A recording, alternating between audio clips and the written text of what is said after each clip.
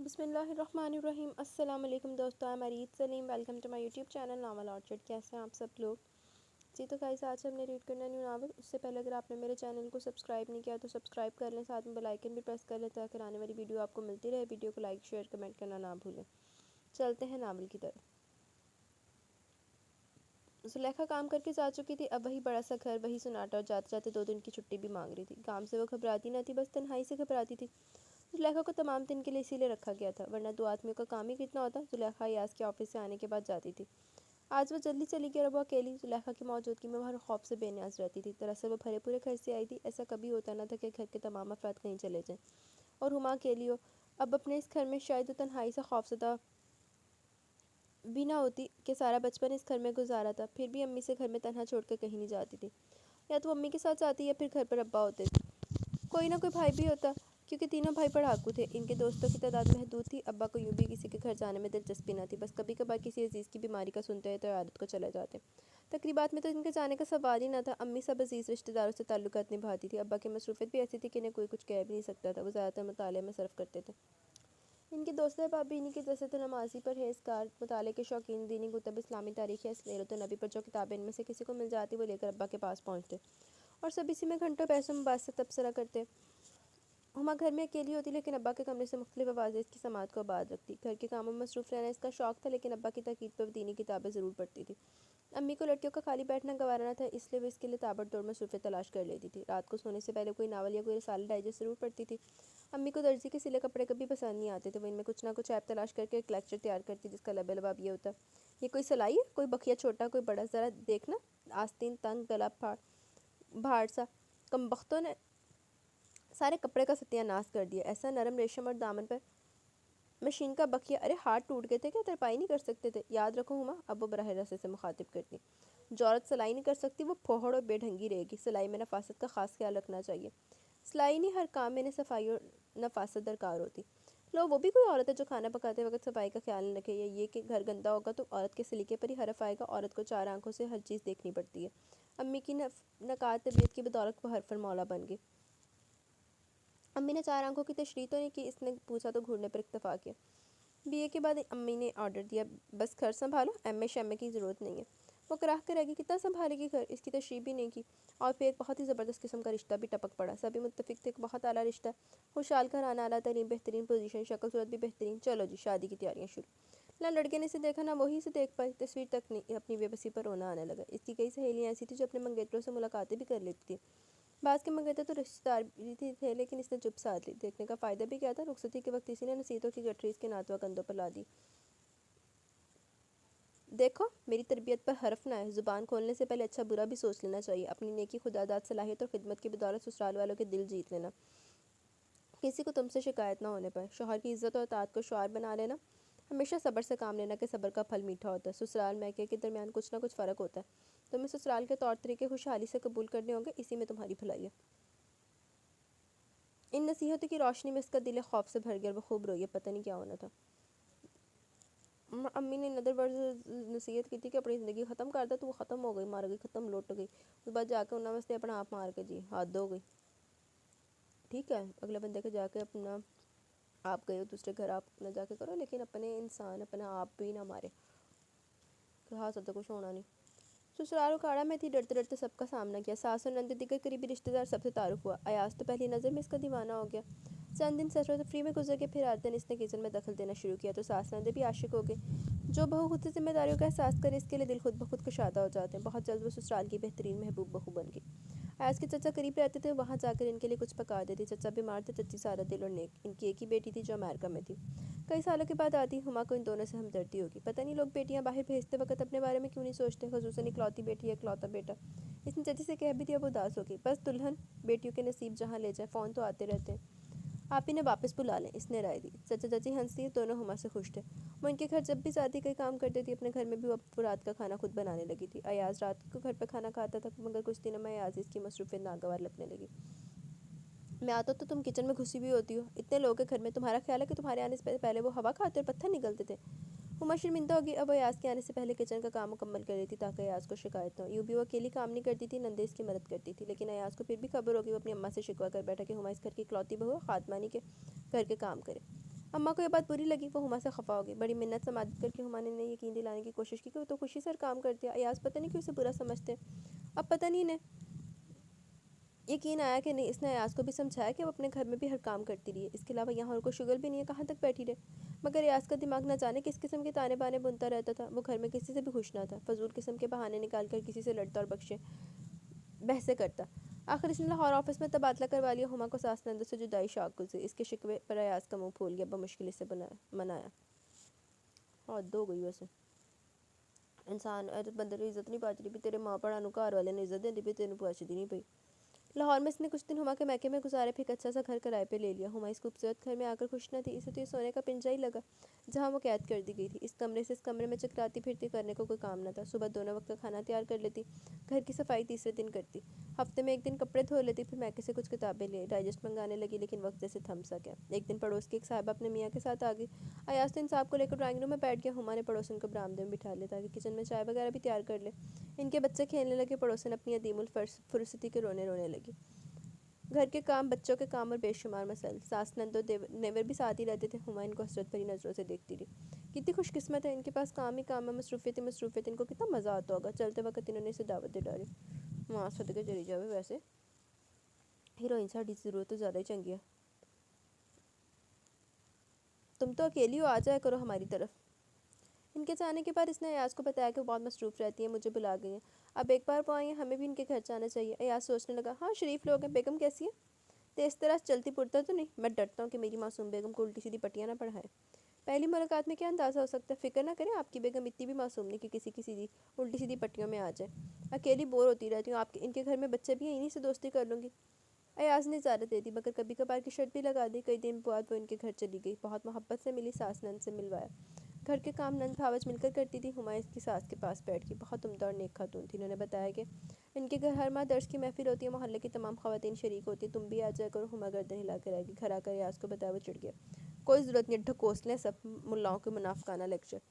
خاتون ہے، درس دینے والی، ملا نہیں ہے۔ وہ سمجھی ایاز مردانہ درس کا حوالہ دے رہا ہے۔ پتہ ہے سب، مجھے پسند نہیں وقت ضائع کرنے کے بہانے، بیٹھ کر غیبتیں کرنے کے لیے سب جمع ہو جاتی ہوں گی، ان کے دین ایمان کا کوئی یقین نہیں مجھے، اور تم اتنی فارغ ہو کہ ہر روز درس میں جاؤ گی میرے آنے کے بعد، ہے نا؟ مہینے میں ایک بار دوپہر کو ظہر کے بعد 1 گھنٹے کا درس ہوتا ہے، پھر بعد میں خواتین سوال کرتی ہیں مسئلے مسائل سمجھنے کے لیے، جس کو نہیں پوچھنا وہ گھر آ جاتی، دینی محفل ہے، ثواب ہوتا ہے، میں جلدی آ جاؤں گی، آپ شام کو آتے ہیں۔ اچھا، ثواب کمانا چاہتی ہو تو شوہر کی خدمت کرو، شوہر کے حکم کی تعمیل کرو، ثواب ہی ثواب۔ ایاز سنجیدہ تھا، اس لیے وہ بھی دل مار کر رہ گئی، یوں بھی اب اسے محسوس ہونے لگا تھا کہ ایاز کو اس کی نماز پر بھی جھلاہٹ سوار ہو جاتی ہے۔ وہ عین وقت پر اسے کسی کام میں مصروف کر دیتا، وہ کہتی کہ اتنا اہم کام تو نہ تھا، میں نماز کے بعد کر دیتی، قضا کروا دی نا، مجھے ہر کام فوری طور پر کرنا اور کروانا پسند ہے، نماز میرے جانے کے بعد قضا پڑھ لیا کرو۔ لاکھ دی لعنت، ادھا دے بے دین انسان تے بغیرت تے جڑا نماز ہی قضا کراندا، آپ تے چھتر کھانے تے انہیں بھی سوندا میرے منہ چوں گندی جی۔ وہ بحث سے بچنے کے لیے چپ ہو جاتی۔ اس دن پڑوسن سریا باجی آئی تو کہنے لگی، میری ساس پوچھ رہی تھی تم درس میں کیوں نہیں ہے؟ اس نے بہانہ کر دیا کچھ مہمان آ گئے تھے۔ سریا باجی نے کہا، اچھا اگلی بار آ جانا، بعض خاص مسائل سے بھی آگاہی ہوتی ہے، درس تو مختصر ہوتا ہے مگر خواتین دین سے متعلق سوالات کرتی ہیں، کافی معلومات حاصل ہو جاتی ہیں۔ وہ بتا نہ سکی کہ ایاز کو درس کے نام سے چڑ ہے، ایاز کو اس نے کبھی نماز پڑھتے دیکھا ہی نہ تھا، پتہ نہیں کس قسم کا مسلمان تھا۔ اس دن ہما نے ٹوک ہی دیا، ایاز آپ جمعے کی نماز تو پڑھ لیا کریں، تم پڑھ تو لیتی ہو، میری نماز کا اجر مجھے ملے گا، آپ کو نہیں؟ بھئی میاں بیوی الگ تو نہیں ہوتے، جب ہم ایک ہی ہیں تو ایک ہی نماز ہی کافی ہے۔ عجب فلسفہ تھا، لاکھ لعنت، آپ نے کہ کبھی نماز نہیں پڑھی، آتی ہے نہیں؟ او ہو، یہ آج تمہیں مذہب کا دورہ کیوں پڑ گیا، درس میں گئی تھی کیا؟ وہ جھلا گیا، آپ جانے کب دیتے ہیں؟ مہینے میں ایک بار ہی تو ہوتا ہے، ظہر کے بعد تمام محلے کی عورتیں آتی ہیں، صرف میں ہی نہیں جا سکتی۔ اس کی پلکیں بھیگی، بے بسی، میاں کی نافرمانی کو ثواب سمجھتی ہو تو چلی جایا کرو، اس کا لہجہ طنزیہ تھا۔ دراصل اپنے گھر میں تو ابا امی نمازی ہیں، تینوں بھائی بھی کالج یونیورسٹی سے آ کر مسجد جاتے ہیں، ابا کی سخت تاکید۔ او ہو، کیا بحث لے بیٹھی ہو، چھوڑو یہ لیکچر، تمہیں کیا پتہ ہمارے بھائی مسجد جاتے ہیں یا میں خانے، ہر بات اتنے یقین سے نہ کیا کرو، تم کیا ان کا پیچھا کرتی ہو؟ جدھر انسان اپنا ہوتا نا انہیں دوجیاں وچ بھی ادھر کرتوت نظر آندے ہوندے۔ بس پیارا چپ ہوگی تو وہاں سے دیکھا جواب نہیں ہے تمہارے پاس۔ اسے یقین دلانا بیکار تھا کیونکہ وہ خود بھی جانتا تھا کہ تینوں بھائی ابا کے ساتھ مسجد جاتے ہیں، وہ خود کافی دن ان کے گھر رہ کر دیکھتا ہی تھا، پتہ نہیں ایاز کو اپنے الفاظ پر کبھی شرمندگی بھی ہوتی کہ نہیں، وہ خود ہی دل میں توبہ کر لیتی۔ لعنتی انسان۔ اکاڑے سے ایاز کی بہن کا فون آیا، اماں بیمار ہے، وہ تیاری کرنے لگا، ہما بھی بیگ میں کپڑے رکھنے لگی۔ یہ تم کہاں جا رہی ہو؟ حیران تھا، آپ کے ساتھ؟ وہ اس سے زیادہ حیران ہوئی، بھلا یہ کیسا سوال تھا، اماں بیمار ہے تو تم ڈاکٹر ہو کہ حکیم، علاج کرو گی ان کا؟ میں آپ کی بیوی ہوں، میرا وہاں جانا بہت ضروری ہے۔ وہ کپڑے طے کر کے رکھ رہی تھی۔ ضروری؟ وہ کیوں؟ پھر وہی بے تکا سوال۔ اماں بیمار ہے، ہسپتال میں گھر دیکھوں گی، ان کی خدمت کروں گی، وہاں بہت لوگ ہیں اس کام کے لیے۔ وہ سختی سے بولا، تمہارے جانے کی ضرورت نہیں، وہاں سب لوگ پوچھیں گے تمہاری بیوی کیوں نہیں ہے، پھر کیا جواب دیں گے؟ تو لوگوں کے سوالات سے بچنے کے لیے جاؤ گی؟ دنیا داری کے لیے؟ جی نہیں، میں اپنے فرض کی ادائیگی کے لیے جانا چاہتی ہوں، آپ کے واسطے سے وہ میری بھی اماں۔ اصل میں لوگ توقع کرتے ہیں بہو کی موجودگی ضروری ہوتی ہے۔ اس کے علاوہ آپ کی بہنیں اس وقت پریشان ہوگی، میرا اس گھر سے بہت گہرا رشتہ، مجھے اپنا فرض ادا کرنے دے۔ مسلسل بیگ میں سامان رکھ رہی تھی، کنگھا، برش، تولیہ، چپلیں۔ تو میں تقریر کرنے کا بہت شوق ہے، وہ چلا گیا، مگر میں اکیلا ہی جاؤں گا، میں آپ کو ڈسٹرب نہیں کروں گی، دراصل آپ کو اندازہ نہیں میرا جانا کتنا ضروری ہے۔ وہ اپنے دوپٹے طے کر کے رکھ رہی تھی۔ آپ کے لیے نہیں، مگر آپ کی بہنوں کی تسلی اور ڈھارس کے لیے۔ وہ تین بہنیں ایک دوسرے کی تسلی اور ڈھارس کے لیے کافی ہیں، وہ پوری طرح چڑھ کر بولا۔ پتہ نہیں اسے کیا اعتراض تھا، وہ بحث کرنے کی عادی نہ تھی، اتنا بھی بہت ہمت کر کے بول لی تھی۔ یہ بھی نہیں تھا کہ میں اس گھر میں اکیلی کیسے رہوں گی، رات کو چور ڈاکو آ گئے تب، کوئی کتا ہی آ کر اسے چیر پھاڑ کر کھا جائے۔ گو کہ کتے چیرنے پھاڑنے کی عادی نہیں ہوتے، مگر وقت کا کیا بھروسہ، بھوت بھی آ سکتے ہیں اکیلی عورت کو دیکھ کر۔ ایاز چپ ہو گیا، وہ اپنی فتح پر خاصی مطمئن تھی۔ جب ٹیکسی میں ایاز نے اس کا بھی بیگ رکھا تو وہ بالکل ہی بے فکر ہو گئی، لیکن چند منٹ بعد اس کا اطمینان رخصت ہو گیا۔ ٹیکسی ابا کے دروازے کے سامنے رک گئی تھی۔ اترو، ایاز نے اس سے کہا، خود بھی اتر کر اس کا بیگ نیچے رکھ دیا۔ وہ انتہائی پریشانی سے اسے دیکھنے لگی۔ ایاز گھر کی گھنٹی بجا رہا تھا، امی نے دروازہ کھولا، وہ نیچے اتر کر اس کے پاس آ گئی، سلام کیا۔ امی، ایاز کی اماں بیمار ہے، اس لیے ایاز و کاڑا جا رہے ہیں۔ تو بیٹا پھر تم بھی جاؤ، ساس کی خدمت اور نندوں کی تسلی کے لیے تمہارا جانا ضروری ہے۔ ایاز نے امی کا پورا فقرہ سنا بھی نہیں تھا، شاید ٹیکسی میں جا بیٹھا اور روانہ ہو گیا۔ ٹیکسی آگے بڑھی تو اس نے منہ باہر نکال کر کہا، جلدی آ جاؤں گا۔ دونوں ماں بیٹیاں دیکھتی رہ گئی، رات کو سب دیر تک جاگتے رہے۔ وہ کافی دیر بعد آئی تھی، سب کے پاس اطلاعات خبروں کا اسٹاک تھا۔ صبح امی نے اس سے کہا، ایاز نے فون بھی نہیں کیا، خیریت تو بتاتا۔ تمہارے ابا کا خیال ہے کہ تمہیں سسرال جانا چاہیے، موقع ایسا کہ لوگ تمہاری موجودگی کی توقع کر رہے ہوں گے، خدا کرے ایاز کی اماں صحت یاب ہو جائے، مگر تمہارا جانا ضروری ہے۔ وہ بھی سمجھتی تھی کہ اس کا جانا سسرال میں موجود ہونا ضروری ہے، وہاں سب توقع کر رہے ہوں گے، اور وہ وہاں نہیں گئی تو اسی پر الزام آئے گا۔ ایاز کو مگر اس بات کی پرواہ نہیں تھی، کون اسے سمجھائے، امی بھی خود بھی تیار ہوگی، وہ تو پہلے ہی تیار تھی۔ دن کے ساتھ آئے سپہر کو کاڑا پہنچ گئی۔ جب وہ گھر داخل ہوئی تو دو نندیں اس کے پاس بھاگ کر آئیں، سے لپٹ کر رونے لگی۔ بھابھی، کل بھائی کو اکیلا آتا دیکھا، سچ جانیے اتنا دکھ ہوا کہ حد نہیں، کہ آپ کو اماں کی اتنی بھی پرواہ نہیں، کہ آپ کو ہمارے دکھ سے واسطہ نہیں۔ آتے شکوہ کی بچھاڑ پر بس پٹا گئی، پھر اس نے دونوں کو گلے لگا کر تسلی دی، میں بعد میں بتاؤں گی، تم اماں کی خیریت بتاؤ۔ وہ بہتر ہے، کل کا دن بہت سخت تھا، خیر شکر ہم دونوں اسپتال میں ہی تھے۔ بھائی نے کہا، جھگمٹانا لگاؤ، ہم دونوں گھر آ گئے، آپا وہیں ہیں۔ ہما کی امی نے بھی دونوں کو تسلی دی اور کہا، بیٹا نماز پڑھا کرو، دعائے شفا کا ورد کرو، انشاءاللہ تمہاری امی صحت مند ہو کر آئیں گی۔ چچی موجود تھی، وہ چائے بنوا کر لائیں، سب چائے پی رہے تھے کہ ایاز بھی آ گیا، سب اسے اماں کی خیریت پوچھنے لگے۔ ابھی تو بلڈ پریشر ہائی ہے، وہ کچھ پریشان تھا، ڈاکٹر اسی کی کوشش کر رہے ہیں نارمل ہونے پر۔ تم کب آئی؟ ابا ہما کی طرف متوجہ ہوا۔ ابھی کچھ دیر پہلے، ایاز کی بہن نے جواب دیا۔ ہائے بھابھی، آپ سوچ بھی نہیں سکتی، بھائی کے ساتھ آپ کو نہ دیکھا تو ہمیں اتنا رونا ہے کہ ایک بھابھی، انہیں بھی ہمارے دکھ کا احساس نہیں۔ سچی ہم تو آپ کو ہی بے حس اور خود غرض سمجھ کر برا بھلا کہہ رہے تھے۔ فضول بات ہے، یہ کل آ کر کیا کر لیتی؟ ایاز کھردرے لہجے میں بولا۔ ڈاکٹر ہیں یا؟ نہیں بیٹا، ایسی بات نہیں، امی نرمی سے گویا، ذرا سی تسلی، تھوڑی سی ہمدردی بھی دکھ کو کم کرنے اور دل مضبوط کرنے کا باعث ہو جاتی ہے۔ ماں کی بیماری سے لڑکیاں پریشان ہوگی، قدرتی بات ہے، ہما کا اس گھر سے بہت گہرا رشتہ، بچیوں کی تشفیق کے لیے میں بھی ساتھ آ گئی۔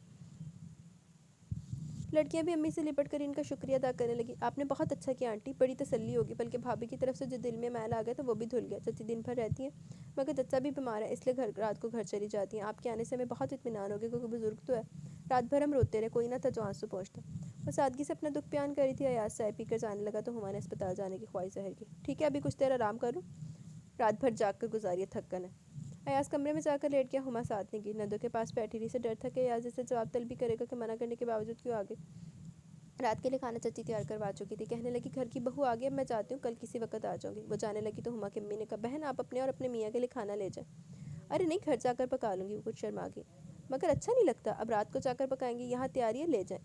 ہما نے خود ان کے لیے کھانا نکال کر دیا۔ لڑکیاں ہمرا اور سمرا زبان دانتوں میں دبائے بیٹھی تھی۔ دیکھا، بزرگوں سے یہ فائدہ ہوتا ہے، چچی تو پرسوں سے آ رہی ہیں، روز آ رہی ہیں، ہمیں خیال ہی نہیں آیا کہ ان کے ساتھ کھانا بھیجتی، رات کو جا کر پکاتی ہوں گی۔ سمرا نے ہمرا کو بھی شرمندہ کیا۔ گھر میں سب نے کھانا کھا لیا تو ہاسپٹل میں بھیجنے کے لیے کھانا ٹفن میں رکھ کر ہما اور امی ایاز کے ساتھ اسپتال آئے۔ اماں قنوت میں تھی، نند نے ہما کو دیکھ کر شکر ادا کیا، اماں کا بلڈ پریشر بھی اب کم ہو گیا تھا۔ ہما نے نند سے کہا، آپ چلی جائیں، رات کو میں اور ایاز رہ جاتے ہیں، آپ گھر میں آرام کر لیں، میں صبح آ جاؤں گی۔ امی نے بھی تائید کی۔ ہما اور ایاز رہ گئے، راحیلہ امی کے ساتھ چلی گئی۔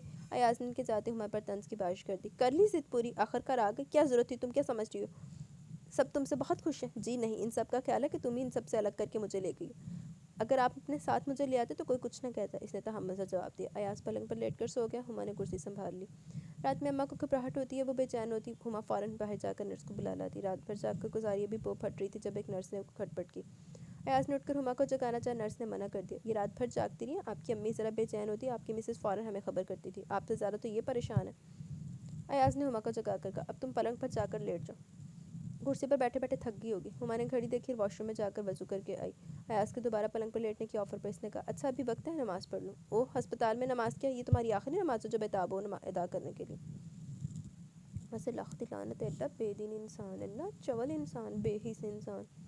ہسپتال میں نماز کی معافی تو نہیں ہے، اور ہو بھی سکتا ہے کہ آخری ہو، ہم اگلے پل کے بارے میں کچھ نہیں کہہ سکتے۔ ہما نے تحمل سے جواب دیا، آخر یہاں جائے نماز کہاں ملے گی؟ وہ جھلایا ہوا تھا۔ ایک نرس اندر آئی، اس نے کہا، الماری میں جائے نماز ہوگی، یہ مسلمانوں کا ملک ہے اور اس ہسپتال میں خواتین کے لیے نماز ادا کرنے کی ایک جگہ بھی بنی ہوئی ہے، کسی سے پوچھ لیں، ویسے الماری میں جائے نماز موجود ہے۔ ہما نے جائے نماز نکالی اور نیت باندھ لی۔ نماز کے بعد ساس کی صحت کے لیے دعائیں بھی کی، وظیفہ پڑھا، 5 سورہ فرض سے نکال کر یاسین پڑھی۔ ایاز کا پیمانہ لبریز ہو گیا، یہ مسجد نہیں ہے اور یہ یاسین کیوں پڑھ رہی ہو؟ کہ اماں کا آخری وقت آ گیا؟ توبہ، صحت کے لیے دعا کریوں، کیسی باتیں کریں آپ؟ یاسین کی بڑی فضیلت ہے، اب یاسین کی فضیلت پر لیکچر نہ دینے بیٹھ جانا۔ ہم نے تو یہی سنا کہ بندے کے آخری وقت میں یاسین پڑھی جاتی ہے تاکہ ان کا دم آسانی سے نکلے۔ ہما ایاز کی فضول گوئی کا کیا جواب دیتی، چپ رہی، 5 سورہ پرس میں رکھ کر کرسی پر بیٹھ گئی۔ ہماری تو ویسے بیچاری تھی، زندگی برباد ہو گئی ہے، ددلان تھی، بندہ ٹکر گیا۔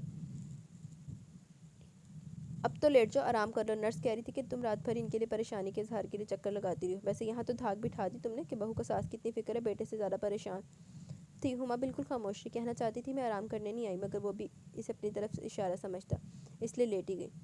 نیند تو ایاز کی باتوں نے اڑا دی۔ 9 بجے کے قریب ہمراہ سمرا ناشتہ لے کر آ گئی۔ ایاز نے ان کے ساتھ ہما کو بھی گھر بھیج دیا۔ ہما نے گھر سنبھالا، کافی لوگ خیریت دریافت کرنے آتے رہے۔ ایاز کو دفتر سے چھٹی لینی پڑی۔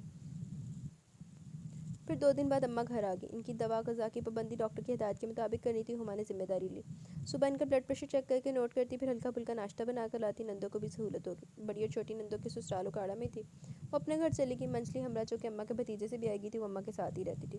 اس کا شوہر کئی کئی دن کے لیے گھر سے کیا شہر سے باہر دوروں پر رہتا تھا، اس لیے اماں نے بیٹی کی تنہائی کے خیال سے اسے گھر میں ہی رکھ لیا تھا۔ ماں بیٹی دونوں کی تنہائی کا ازالہ ہو گیا، امی تو دوسرے دن احد کے ساتھ واپس چلی گئی۔ ساس بھی بہو کو دیکھ کر خوش ہوئی، ایاز کی چھٹی ختم ہوگی، ہما ساتھ نہیں گئی، ابھی اماں بہت کمزور تھی، انہیں دیکھ بھال کی ضرورت تھی۔ ایاز نے محسوس کیا کہ جس ذمہ داری پابندی سے اماں کا خیال رکھ رہی تھی، ہمبا کے لیے مشکل ہوتا۔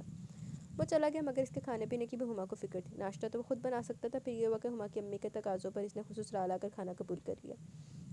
رات کے لیے امی اس کا کھانا ساتھ کر دیتی، ہما کو اطمینان ہو گیا۔ وہ 10-12 دن بعد ہی اماں کو مکمل صحتیاب دے کر واپس آئی۔ گھر آ کر اس نے خاصی تبدیلی دیکھی، صاف ستھرا فرش اور کچن بھی بالکل صاف، ہر چیز اپنی جگہ پر موجود، جبکہ ایاز تو کسی چیز کو اپنی جگہ پر رکھنے کا قائل نہ تھا۔ کبھی جب بھی وہ میکے سے رک جاتی، واپس آ کر کل کو تل پڑتی دیکھا، گیسٹ روم میں تو کوئی تھا، لگتا تو تھا کوئی مہمان رہتا ہے۔ میز پر کاغذات اور قلم رکھے ہوئے تھے، کرسی کی پشت پر جائے نماز طے کی بھی رکھی تھی۔ تعجب، اس گھر میں نماز کون پڑھنے لگا کہ ایاز اپنی تنہائی کی وجہ سے اس کمرے کو استعمال کرنے لگا، اور نماز بھی، واہ! باہر آئے تو ایاز نے غلط فہمی دور کرنے میں دیر نہ کی، او ہو بھول گیا، گیسٹ روم میں فرید ٹھہرا ہوا ہے، میرا کلاس فیلو، اس کو ایک پروجیکٹ ملا ہے، یہاں سے اس کا آفس نزدیک ہے، کرائے کا کمرہ تلاش کر رہا تھا، میں نے کہا میرا پورا گھر ہی خالی ہے، آ جاؤ، وہ آ گیا، اب میں آ گئی، اس کو چلتا کرے، کیوں؟ صبح جا کر رات کو آتا ہے، ہمیں کیا تکلیف ہے؟ یہ صفائیاں وغیرہ بھی وہی کرتا ہے، صبح ناشتہ بناتا ہے، مجھے تو اس نے بہت آرام پہنچایا، دیکھ لو صبح برآمدہ صحن سب دھو کر گیا، تمہارا بھائی بند ہے، نمازی پرہیزگار، مگر یہ مناسب تو نہیں، میرا تو وہ نامحرم ہے، میں کیوں؟ اب اس سے میں تو نہیں کہہ سکتا کہ جاؤ بھائی، ہماری بیگم کا آرڈر ہے، آرڈر نہیں، اصول کی بات ہے، شریف بندہ ہے یا بہت زیادہ شریف، تم ملو گے تو اس کی مرید ہو جاؤ گی، دن میں تو اس کی شکل ہی نظر نہیں آتی، مجھے بھی صبح ناشتے کے وقت ہی نظر آتا ہے، پھر غائب، البتہ چھٹی کا دن وہ کپڑے دھونے استری کرنے میں گزارتے، اس لیے موجود ہوگا، تمہیں کوئی مسئلہ نہیں ہوگا، میں بھی گھر پر ہوں گا۔ ایاز کے پاس تو اس کی حمایت میں بے شمار دلائل تھے، مگر اسے عجیب لگ رہا تھا، غیر آدمی کی موجودگی میں کوئی اچھی بات نہیں تھی، شریعت میں بھی اس کی گنجائش نہیں، ایاز کو اس بات کی پرواہ نہ تھی کہ وہ کسی غیر آدمی کی موجودگی میں اپنے گھر میں آزادی سے چل پھر نہیں سکے گی۔ صبح وہ ناشتہ بنا رہی تھی تو حیران دھڑکا لگا رہا کہ ایاز کا دوست اگر ایاز جیسا ہی ہوا تو بے دھڑک کچن میں آ جائے گا، مگر وہ کمرے میں ہی رہا۔ ناشتہ میز پر رکھا ہی تھا کہ ایاز نے پکار کر کہا، آ جاؤ فرید، آج خالص اور بہترین ناشتہ کر لو، ہما نے ایاز کو گھورا۔ فرید نے کمرے سے کہا، تم کر لو بھائی، میں بنا لوں گا ناشتہ، کچن میں کر لوں گا۔ ایاز اٹھ کر چلا گیا، جاتے جاتے مسکرا کر کہا، شرما رہا ہے؟ پھر وہ اس کا بازو پکڑ کر لے آئی، یار میری بیوی بھوت یا چڑیل ہے جو تم ڈر رہے ہو، نہ درندہ جو تمہیں کھا جائے گی، نہیں کھا جائے گی، ٹھیک؟ وہ شرارت کے موڈ میں تھا، فرید واقعی شرما رہا تھا، گردن جھکا کر بیٹھ گیا، دبی آواز سے زبان سے السلام علیکم کہہ کر ناشتہ شروع کر دیا۔ ہما نے شکر ادا کیا، اس نے تو نظر اٹھا کر دیکھا ہی نہیں، ایاز کچھ نہ کچھ بول رہا تھا جس کا جواب فرید اور ہما کی طرف سے ہوں ہاں میں مل رہا تھا۔ ہما سب سے پہلے اٹھ گئی، بعد میں ایاز سے شکوہ کیا، زبردستی پکڑ لا اسے، کیا سوچے گا وہ، کر لیتا ناشتہ کچن میں، بھائی اچھا نہیں لگتا، روز وہ مجھے بنا کر کھلاتا تھا، آج اکیلا بنا کر کرتا، واہ شریف آدمی، برسوں کی واقفیت ہے، دیکھا تھا کس قدر شرما رہا تھا. پھر بھی شریعت میں اس کی اجازت نہیں. ہر معاملہ مذہب اور شریعت سے جوڑنے کی ضرورت نہیں ہوتی. ایاز کو بھلا جواب سے روکنا ہما کے بس کی بات تو نہیں تھی. جب تم بازار جاتی ہو شاپنگ کرتی ہو برقع تو نہیں پہنا ہوتا تم نے, دکانداروں سے حجت کرتی ہو, ٹیکسی ڈرائیور کے ساتھ اکیلی آتی جاتی ہو, شریعت اس وقت خاموش رہتی ہے, پردہ تو تم کرتی نہیں ہو, پھر تمہیں کیا اعتراض ہے؟ ایاز کے جواب نے اسے چپ کرا دیا, کہ وہ پردہ تو نہیں کرتی مگر چادر سے جسم چھپا کر باہر نکلتی تھی. مگر پھر بھی دیکھیے وہ الگ بات ہے, مگر گھر میں اس طرح رہنا الجھن ہو رہی ہے مجھے. محترمہ آپ کی نیت صاف ہے, دامن پاک اور کردار مضبوط ہے تو 10 نامحرم گھر میں ہو کچھ فرق نہیں پڑتا. تم دیکھ لینا وہ بے ضرر انسان ہے. ایاز پہ کسی بات کا اثر نہ ہوا. جڈا لانتی میں نے انسان لگ رہا نا, دل کر رہا بنن پھڑ کے کتے آگے پاتوا. اتنا لادین انسان, بغیرت انسان. پھر گزرتے دنوں میں ہما نے دیکھا وہ واقعی بے ضرر ہے. صبح ناشتہ کر کے جاتا تو رات کے واپس آتا, گھر کی ایک چابی فرید کے پاس تھی. وہ مسجد میں عشاء پڑھ کے پھر کسی ہوٹل سے کھانا کھا کر آتا. ہما نے ایاز سے کہا کہ فرید سے کہ رات کا کھانا وہ یہیں کھا لیا کرے, ہم اس کے کمرے میں کچن میں کھانا رکھ دیا کریں گے. ایاز نے فرید سے کہا مگر فرید مانا نہیں. ہما کو اس کی ایک عادت بہت پسند تھی, وہ نماز کا پابند تھا. فجر کی نماز کے وقت اس کے کمرے سے آوازیں بھی آتی تھی. کبھی وہ برآمدے میں نماز پڑھ لیتا, تلاوت بھی کرتا تھا. بہت زیادہ صفائی پسند تھا. وہ سوچتی کاش ایاز اسی سے کچھ سیکھ لیتے. وہ یہ کہنے سے باز نہ رہ سکے, فرید کو دیکھ کر بھی آپ کو نماز پڑھنے کا شوق نہیں ہوتا. وہ اپنی جنت کا مارا ہے, میں اس کی نقل کر کے کیا کروں گا؟ لاپرواہی. آپ بھی جنت کا مال ہے, اس نے بے ساختہ کہا. تاہم تاکہ تم کہہ سکو کہ میں نے فرید سے متاثر ہو کر نماز پڑھ لی. فرض تو بس فرض ہے, کسی سے متاثر ہونے کی تو بات ہی نہیں. تم مجھے جہنمی ثابت کرنے کی کوشش کرتی رہو. اچھا. وہ سختہ ناراض تھا. ہما سہم کی واقعی وہ کیوں اسے مجبور کرتی ہے؟ معلوم ہے کہ اسے یہ ذکر پسند نہیں. پھر مگر وہ کیا کرتی؟ فرید کو نماز کا اہتمام کرتے دیکھ کر دل چاہتا تھا ایاز بھی جمعے کو اسے ہی نہا دھو کر سفید کرتے شلوار میں مسجد جاتا. کتنا اچھا لگتا ہے, اس نے اپنے میکے میں یہی دیکھا تھا. اور یہاں پتہ نہیں ایاز کے والدین نے اسے نماز کی تلقین کی بھی تھی کہ نہیں. جب وہ فرید کو دیکھتی تو اسے اپنے گھر میں کسی کمی کا احساس ہوتا.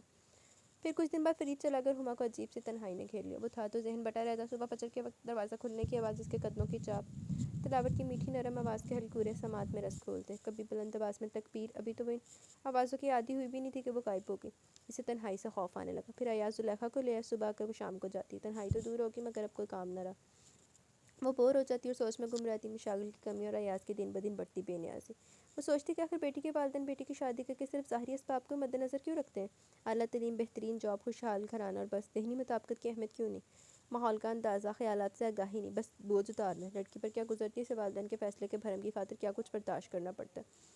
وہ اس سے لا علم رہتے ہیں. ایاز کو ہما کی ذہنی کیفیت کا اندازہ ہوتا تو شاید وہ اپنے خیالات کا اظہار بے دردی سے نہ کرتا. بے خیالی میں یا دلی خواہش کے تحت ہی اس کے منہ سے نکل گیا, آج جمعہ مسجد میں نماز پڑھ کر دعائیں کر لیں. کیسی دعائیں؟ یہی اپنی صحت, کاروبار کی ترقی, اماں کی صحت, بہنوں کی مانگ لیں اللہ سے.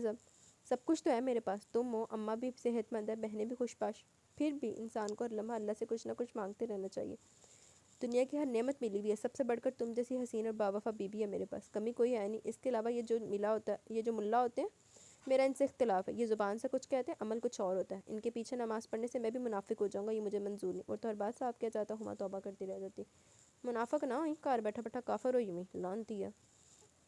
تو خیر نماز گھر میں بھی پڑھ لی جائے تو ہر نعمت تو ہے, مگر بچہ ہی مانگ لے. وہ بہت ہچکچا کر یہ بات کیسے کی وجہ سے چونک گیا. طنز اس کے چہرے پر بکھر گیا. عجب بیزاری سی لکیر ہونٹوں پر کھنچ گئی. واہ, اب یہ نئی خواہش پالنے لگی. بچہ کیا فضول سی خواہش ہے. کیا نماز پڑھنے سے بچہ آ جائے گا؟ تم پڑھتی تو.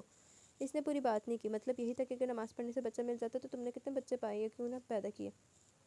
ہما کا دل بھرا ہے. میرا دل چاہتا ہے کہ ہو, اس نے دل کڑا کر کے کہہ دیا. پھر اس کے کچھ کہنے سے پہلے کمرے میں گھس گئی. کچھ دن ایاز کا موڈ خراب رہا.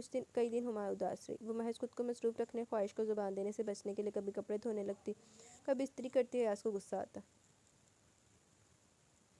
زلیخا کام کے لیے رکھی گئی, تمہیں بھی شوق ہے تکلیف اٹھانے کا. وہ کچھ نہ بولی, کہتی کہ پھر کیا کروں, دن کیسے گزرے. خالی بیٹھے بیٹھے ذہن میں پورے خیالات جنم لیتے. کبھی وہ اندر سے اپنے پرانے کپڑے جو دل سے اتر گئے تھے نکالتی, ان میں سے کچھ جدت پیدا کرتی, کسی پر کڑھائی کرتی تو کسی کے کروشے کی بیل سے نیا رنگ دیتی.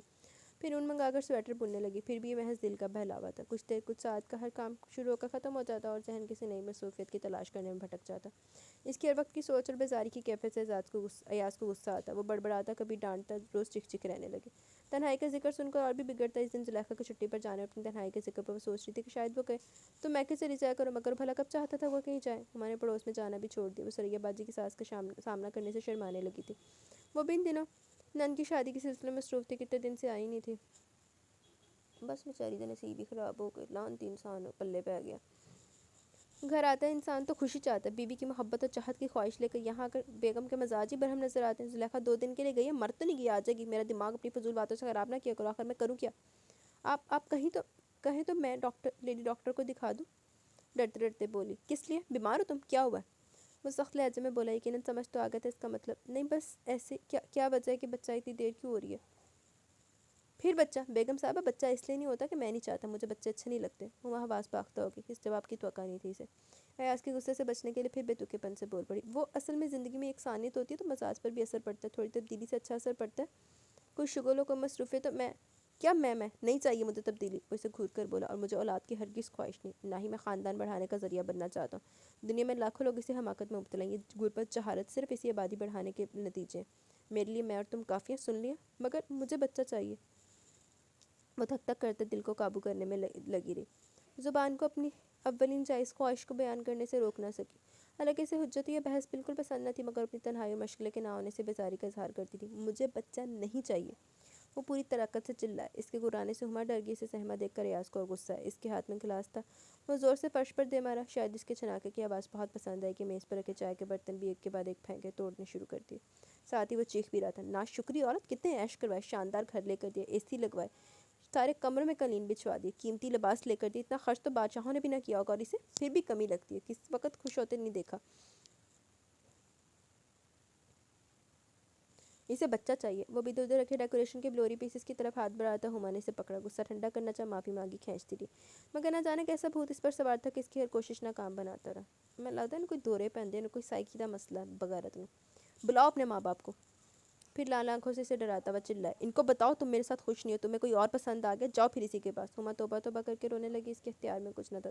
تم کو میرے ہر عمل میں اعتراض ہوتا ہے، میرے ہر فعل میں برائی نظر آتی ہے، میرے ساتھ رہنے میں تمہارے مذہب کو ٹھیس پہنچتی ہے، میرے لیے طرح طرح کے فتوے ڈھونڈ کر سناتی ہو۔ ارے تمہیں کوئی اور پسند تھا تو مجھ سے شادی کیوں کی؟ ایاز پلیز، میں کچھ نہیں چاہتی، مجھے معاف کر دے، روتی جاتی اور اس کا ہاتھ پکڑتی جاتی، مگر ایاز پر اب جنون طاری ہو چکا تھا، ہر ہاتھ آئی چیز پہ اٹھا کر پھینک رہا تھا۔ عیش کرائے، نوکر لا کر رکھی، اس کے احسان جتانے کا موڈ ہی ختم نہیں ہو رہا تھا۔ ایاز مجھے کچھ نہیں چاہیے آپ کے سوا، پلیز رک جائے، کیا کریں آپ؟ وہ اسے دونوں بازو سے دبوچ کر کمرے میں جانے سے روکنے لگی، حرکت اور بھی مہنگی پڑ گئی۔ ایاز نے پوری طاقت سے اسے دھکا دیا، وہ لڑکتی ہوئی دور جا گری۔ ساتھ ہی ایاز نے سارا قصہ ختم کر دیا، دفعہ ہو جاؤ تم میرے سامنے سے، ورنہ آج سے تم میرے لیے اور میں تمہارے لیے حرام ہے، بس خوش ہو جاؤ، یہ اور کچھ، چلو پھر آج۔ اور یہ کہتے کہتے اس نے طلاق کے 3 نہیں 5 بار الفاظ منہ سے نکالے۔ ہما وہ تو جیسے اپنی جگہ منجمد ہوگی، حواس قابو میں نہ دے، وہ اسے ہر ہاتھ آئی چیز پھینکتے دیکھتی رہی۔ اب وہ رہ کیا تھا، اسے خبر نہ ہوئی کب ایاز اپنے مشغلے سے بیزار ہو کر باہر نکل گیا، کب پڑوسن سریا باجی کے ساتھ اندر آئی، اسے زمین سے اٹھایا، پلنگ پر بٹھایا، پانی پلایا، وہ خود بھی سنجیدہ اور غمگین تھی۔ چلو بیٹی، اب اس گھر سے تمہارا کوئی تعلق نہیں، ایاز نے ابھی ہمارے گھر آ کر بتایا کہ اب تم اس کے لیے غیر ہو، چلو میں تمہیں تمہارے میکے چھوڑا۔ ہما کے جسم میں جان ہی نہیں رہی، وہ حسرت بھری نظروں سے انہیں دیکھنے لگی، آنسو آبشار کی طرح چہرے پر گرنے لگے۔ روتے روتے اس نے کہا، آنٹی ہمارا کوئی خاص جھگڑا تو نہیں ہوا تھا، پتہ نہیں انہیں اتنا غصہ کیوں آ گیا، میں تو خود حیران ہوں، پلیز انہیں آنے تو دے۔ پھر دیکھو بیٹی، غصہ اسی لیے حرام کیا گیا، اس میں انسان عقل و ہوش کھو بیٹھتا ہے، پھر بھی غصے کی کوئی وجہ تو ہوگی، تم نے کچھ کہا ہوگا۔ وہ ہر طرح ٹوٹے برتنوں کا طوفان دیکھ رہی تھی۔ میں سچ کہتی ہوں آنٹی، میں نے کوئی غلط حرکت نہیں کی، بس اتنا ہی کہا کہ اگر بچہ ہو جائے تو یہ ہماری یکسانیت و تنہائی ختم ہو جائے۔ وہ رو رو کر بمشکل بتا سکی، انہوں نے اس کے سر پر ہاتھ پھیرا اور کندھے تھپکنے لگی۔ بس بچی، مردوں کا کوئی بھروسہ نہیں ہوتا، دین سے لا علمی بھی ایک وجہ ہے، حالانکہ اللہ اور نبی صلی اللہ علیہ وسلم کی نظر میں طلاق ایک ناپسندیدہ فعل ہے، مگر مرد تو غصے میں خدا کو بھول جاتے ہیں، بھلا انہیں حدیث کیا یاد ہوگی؟ عدت بغیرت مرد نے تو کچھ بھی نہیں یاد۔ ہما خدا تو شکر ادا کر دے، لعنتی انسان کو، لو تیری جان چھٹ گئی، بچ گئی تو۔ محکم اس کا داخلہ کس طرح ہوا، ٹوٹا ہوا دل، آنسوں کی بارش گرنے سے پیر میں چوٹ آئی ہوئی تھی، لنگڑاتی ہوئی، فقط چہرہ لیے بکھرے بالوں سے پتھرائے ہونٹوں کے ساتھ، گھر میں سب بے خبر تھے۔ امی کی حواسوں پر بجلی گری، آنٹی ان لوگوں کے لیے شناسا نہیں تھی، انہوں نے ہما کو کرسی پر بٹھا کر امی سے بات کی، ہما آنکھیں بند کیے خود پر گزرنے والی قیامت کا حال سن رہی تھی۔ بھائیوں کی آوازیں، امی کا بویلا، وہ کسی کے سوال کا جواب نہ دے سکی۔ فہد بار بار ایاز کے فون موبائل پر ٹرائی کرتا رہا، وہ بند تھا، گھر میں بھی کوئی نہیں اٹھا رہا تھا۔ میں خود جاتا ہوں، گھر پر ہوں گے، فہد نے ارتادہ ظاہر کیا۔ کوئی فائدہ نہیں، آنٹی نے کہا، وہ گھر کی چابی مجھے دے کر گیا، میں گھر لاک کر آئی ہوں۔ ابا مسجد سے آئے تب تک آنٹی وہیں رکی رہی، جو کچھ ہما سے معلوم ہوا اور گھر کا جو حال تھا وہ سب انہوں نے بڑی درد مندی سے سنا۔ گھر میں سناٹا چھا گیا، وہ رات ہما کے لیے قیامت کی رات تھی، وہ اپنا قصور کس سے پوچھے؟ امی بھی رو رہی تھی، بھائی غمگین، پھر ابا نے امی کو تسلی دی، جو کچھ ہوا اچھا نہیں ہے، مگر ہمیں معاشیت کے اشارے پر صبر کا حکم ہے۔ میں نہیں سمجھ سکتا کہ اس میں کیا مسئلہ تھا یا ہمارے لیے کیا بہتری ہے، پھر بھی میں شکر ادا کرتا ہوں کہ کسی بڑی خرابی سے بچنے کے اشارے ہوں۔ میں صبح ایاز کے آفس سے آ کر بات کروں گا، معاملہ میری سمجھ میں نہیں آیا، میں اپنی بیٹی کی نیکی، شرافت، اس کے صبر و برداشت کا گواہ ہوں، اس لیے اسے الزام نہیں دے سکتا۔ ایاز نے بھی کبھی شکایت کا موقع نہیں دیا، اس لیے کیا کہا جا سکتا؟ تم اٹھو، کھانے کا انتظام کرو، گھر میں ماتم کی فضا نہیں ہونی چاہیے، رزق کے بے اتنائی اللہ کو پسند نہیں ہے۔ کھانا کھاؤ بیٹی اور بھول جاؤ کہ کیا ہوا، اللہ رحم کرنے والا مہربان ہے۔ ابا نے اسے سمجھایا۔ ابا تو مسلسل اسے سمجھا رہے تھے، صبر کی تلقین کر رہے تھے، لیکن خود اس کی سمجھ میں نہیں آ رہا تھا کہ اس کے ساتھ یہ سب کیوں ہوا۔ امی کو ریت کے سے نہ جانے کی اکلوانا چاہتی تھی، مگر بتانے کے لیے اس کے پاس کچھ نہ تھا۔ البتہ اس نے امی سے اتنا ضرور کہا، ابا سے کہیں کسی عالم یا مفتی سے مسئلہ پوچھیں، اس وقت کوئی گواہ نہ تھا۔ امی نے ابا سے بات کی، وہ صبح ایاز کے دفتر جا رہے تھے، رک گئے، آہستہ سے بولے، وہ خود تو تھی اور یہ بات پھر دوبارہ 100 بار بھی کہہ سکتے، ایسے آدمی کا کیا بھروسہ، اتنی ذلت سہ سکتی ہو؟ ابا ایاز سے ہما کا قصور پوچھنے کے ارادے سے کہ اس کا دوبارہ رشتہ جوڑنے نہیں۔ ایاز آفس نہیں آیا تھا، وہ ایک ہفتے کی چھٹی لے کر اکاڑا چلا گیا۔ فہد نے اکاڑا جانے کا ارادہ کیا، ابا نے منع کر دیا۔ یہ بہت شرم کی بات ہے، اسے خود آنا چاہیے، اگر ذرا سی بھی گنجائش نکلتی تو بات کی جا سکتی ہے، مگر میرے خیال میں اس کو ختم ہی سمجھو۔ فہد اور راحت تو کئی بار گھر میں پڑوس میں جا کر پوچھا، وہاں تھا ہی نہیں۔ ایک عالم سے بات کی ابا نے، وہ خود ایاز سے مل کر بات کرنا چاہتے تھے، مگر 3-4 دن کے بعد باقاعدہ تحریری طلاق نامہ بھی مل گیا۔ اب سب کچھ ختم ہو گیا۔ ذرا سی امید کی کرن چھلکتی کھا کر تاریکی میں ڈوب گئی۔ لعنتی خبیث، عدت انسان ہے دوبارہ رشتہ جوڑنا، جان چھٹی، لیکن بس ماں باپ ہے نا، کہتے ہیں کہ بیٹی داغ سے بچ جائے، پاؤں بیٹی ساری زندگی ذلیل و خوار ہوئی ہوئے۔ دن سستی میں گزرنے لگے، بھائی ایاز سے ملنا بات کرنا کسی کو گوارا نہ تھا۔ فہد کو ایک اچھی جاب مل گئی، امی نے ایک لڑکی دیکھی تھی، چاہتی تھی کہ منگنی کر لیں، ہما کو دکھانے کی منتظر تھے کہ یہ سانیہ ہو گیا۔ سب چپ ہو گئے، پھر بھائیوں کی دل جوئی، ماں باپ کی شفقت، سہیلیوں کی تشفی دلاسے سے آ کر ہما کی زندگی کی طرف کھینچ لائے۔ پھر بھی رات کو اکثر اس کا تکیہ آنسوں سے بھیگ جاتا، وہ تصور میں ایاز سے سوال کرتی، کیا قصور کیا تھا میں نے؟ اسے کوئی جواب نہ ملتا۔ فہد کو ٹریننگ کے سلسلے میں اسپین جانا تھا، اس لیے منگنی جلدی میں طے کی گئی۔ فہد کے منگیتر امی کے رشتے سے ان کی بھتیجی لگتی تھی، بہت پیاری سی تھی، شریر اور چلبلی۔ منگنی میں لڑکی والوں کے ہاں سریا باجی اور آنٹی ملی۔ ہما کا رنگ اڑ گیا، وہ ہر کسی کے سامنے خوفزدہ ہو جاتی تھی۔ آنٹی خود اٹھ کر اس کے پاس آئی، بہت پیار کیا، گو کہ امی نے فہد کی ساس کو اس کے طلاق کے بارے میں بتا دیا تھا، مگر ہما کو پھر بھی شرمندگی نے گھیر لیا۔ آنٹی بتانے لگی، ایاز اپنی ماں بہن کو لے آیا تھا، ہر روز ان سے جھگڑے کرتا تھا۔ ایک دن ایاز کی بہن ہمارے آئی، میں نے انہیں درس میں آنے کی دعوت دی، وہ دراصل تمہارے بارے میں معلومات حاصل کرنا چاہتی تھی۔ ہم نے تو تعریف کی، پھر وہ درس میں بھی آ گئی، ماں بھی، وہ بھی ہم سے سوالات کرنے لگی، قدرتی بات ہے، ہم نے تو تعریف ہی کی۔ اگلے دن ایاز نے ان سے خوب جھگڑا کیا، درس میں کیوں گئی، میں نے ابھی ہما کو نہیں جانے دیا، تم لوگ کیوں گئی، اور محلے والوں سے ٹوک کیوں لے رہی ہو، وغیرہ۔ پھر وہ دونوں واپس چلی گئی، سب زلیخا نے آ کر بتایا، وہ ہمارے یہاں کپڑے دھونے آتی ہے۔ میں نے اسے ڈانٹا کہ محلے کے کسی گھر کی باتیں دوسرے گھر جا کر نہیں کرنا چاہیے، غرض یہ کہ اب زلیخا نے ایاز کا کام چھوڑ دیا، اکیلے گھر میں اس کام کا کیا؟ انہوں نے امی سے مخاطب ہو کر کہا، بہن کبھی اس بات کی فکر نہ کرنا کہ تمہاری بیٹی کی طلاق سے کوئی خرابی ہوئی، اللہ کو اس کی بہتری منظور ہے۔ ہما کو بڑی تقویت ہوئی، اوہی تے بغارت انسان، جہنمی لا دینی شخص، تو چھٹکارا مل گیا۔ پھر فہد اسپین چلا گیا، 3 ماہ کے لیے، اور 6 ماہ بعد شادی طے ہوئی۔ امی افراتفری میں بری کی تیاریاں کرنے لگی، ہما بھی ان کے ساتھ بازار جاتی، اس نے اب ان سب کو خوشی میں شریک ہونے کا مصمم ارادہ کر لیا۔ اسے صبر آ گیا، صبر میں بڑی قوت ہوتی ہے، ابھی تیاری مکمل نہیں ہوئی تھی کہ اس کے لیے بھی ایک رشتہ آ گیا۔ سبھی حیران تھے، اور ابا بھی اس واقعے کے 1 سال بھی نہیں ہوا تھا، اور ابا کو رشتہ پسند آ گیا۔ وہ لڑکے سے ملا، دفتر والوں سے کچھ معلومات بھی لی، امی نے ہما کو آگاہ کیا، ویسے تو سب ٹھیک ہے، بس ایک بات تو یہ کہ یہ گاؤں سے تعلق رکھتا ہے، دوسرے کرشن نگر کی گلی میں چھوٹا سا مکان ہے اس کا۔ امی کرشن نگر شرفا کی آبادی ہے، سمجھ نے کہا۔ ہاں تمہارے ابا بتا رہے تھے، سوما سلاد کا پابند ہے، داڑھی بھی ہے۔ امی کو گاؤں کرشن نگر میں چھوٹا سا مکان، داڑھی پر بھی شاید اعتراض تھا۔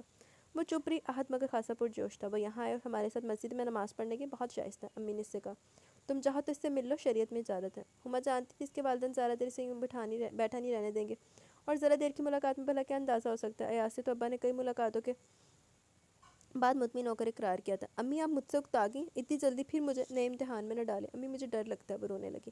بیٹا فرض کی ادائیگی میں دیر نہیں کرنی چاہیے، ہر کام کا ایک وقت ہوتا ہے، اور اب تو تم ہمیں اور بھی عزیز ہو گئی۔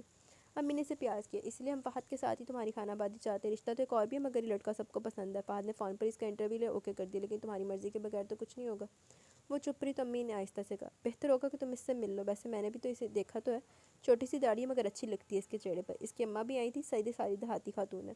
سب نے اس سے کہا، آپ نے داڑھی کیوں رکھنے دی ابھی سے؟ کہنے لگی، یہ فرید کا ہی شوق ہے۔ کون فرید کون؟ وہ چونکی، دل ایک بار کی اچھلا، یہی جس کا رشتہ ہے، قصور سے آگے کوئی گاؤں، وہاں زمینداری ہے ان کی، گھر ہے فرید سبحان چودھری۔ ہما کا دل اپنی جگہ سے ہل گیا، فرید سبحان ایاز کا دوست، یہ یہاں کہاں سے ٹپک پڑا؟ کہ ایاز نے اسے بتا دیا؟ وہ ایک متعلقہ کو کیوں قبول کر رہا ہے؟ تمہارے ابا تو مطمئنہ کہہ رہے تھے کہ کاش یہ رشتہ پہلے آ گیا ہوتا۔ امی انہیں معلوم ہے میری طلاق؟ ہاں فرید کو معلوم تھا، امی نے مختصر جواب دے کر بات ختم کر دی۔ وہ پوچھنا چاہتی تھی کہ بلکہ اسے معلوم ہونا چاہیے تھا کہ کیا امی ابا جانتے وہ ایاز کا دوست ہے، مگر اس کی ہمت نہ پڑی، لیکن دل میں یہ سوال بار بار ابھرتا رہا کہ اگر کسی طرح وہ فرید سے پوچھ سکتی۔ لیکن کافی دن وہ گھر کے اندر اور کبھی بھی اس سے مخاطب نہیں ہوئی تھی، اس بات کرتے ہوئے ہچکچاہٹ ہو رہی تھی۔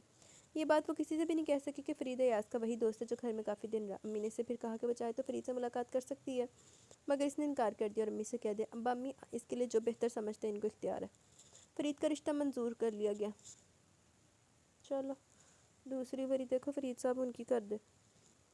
فہد کے لیے ولیمے کے موقع پر اس کا نکاح رخصتی طے ہوئی۔ ہما نے دل کو ٹٹولا، اسے کوئی تشویش یا کوئی الجھن نہیں ملی، شاید اس کا دل مطمئن تھا، بہرحال وہ شخص کی شرافت کی قائل تھی۔ رہا وہ سوال تو بات طے ہونے کے بعد اسے جواب کی پرواہ نہ رہی۔ اللہ مالک ہے، اس نے سب کچھ اللہ پر چھوڑ دیا، ایک متعلقہ کو اس سے بہتر رشتہ شاید نہ ملتا۔ فہد کی منگیتر عائشہ کا فون آ گیا۔ ہیلو ہما آپی، کیسی ہیں؟ ٹھیک ہو، تم سناؤ کیا تیاریاں؟ میری چھوڑیں، اپنی تیاری کا بتائیں۔ سنا آپ کے گھر میں میری آمد کے بعد سب خوفزدہ ہیں، اتنا کہ آپ نے اگلے دن ہی بھاگنے کا پروگرام بنا لیا۔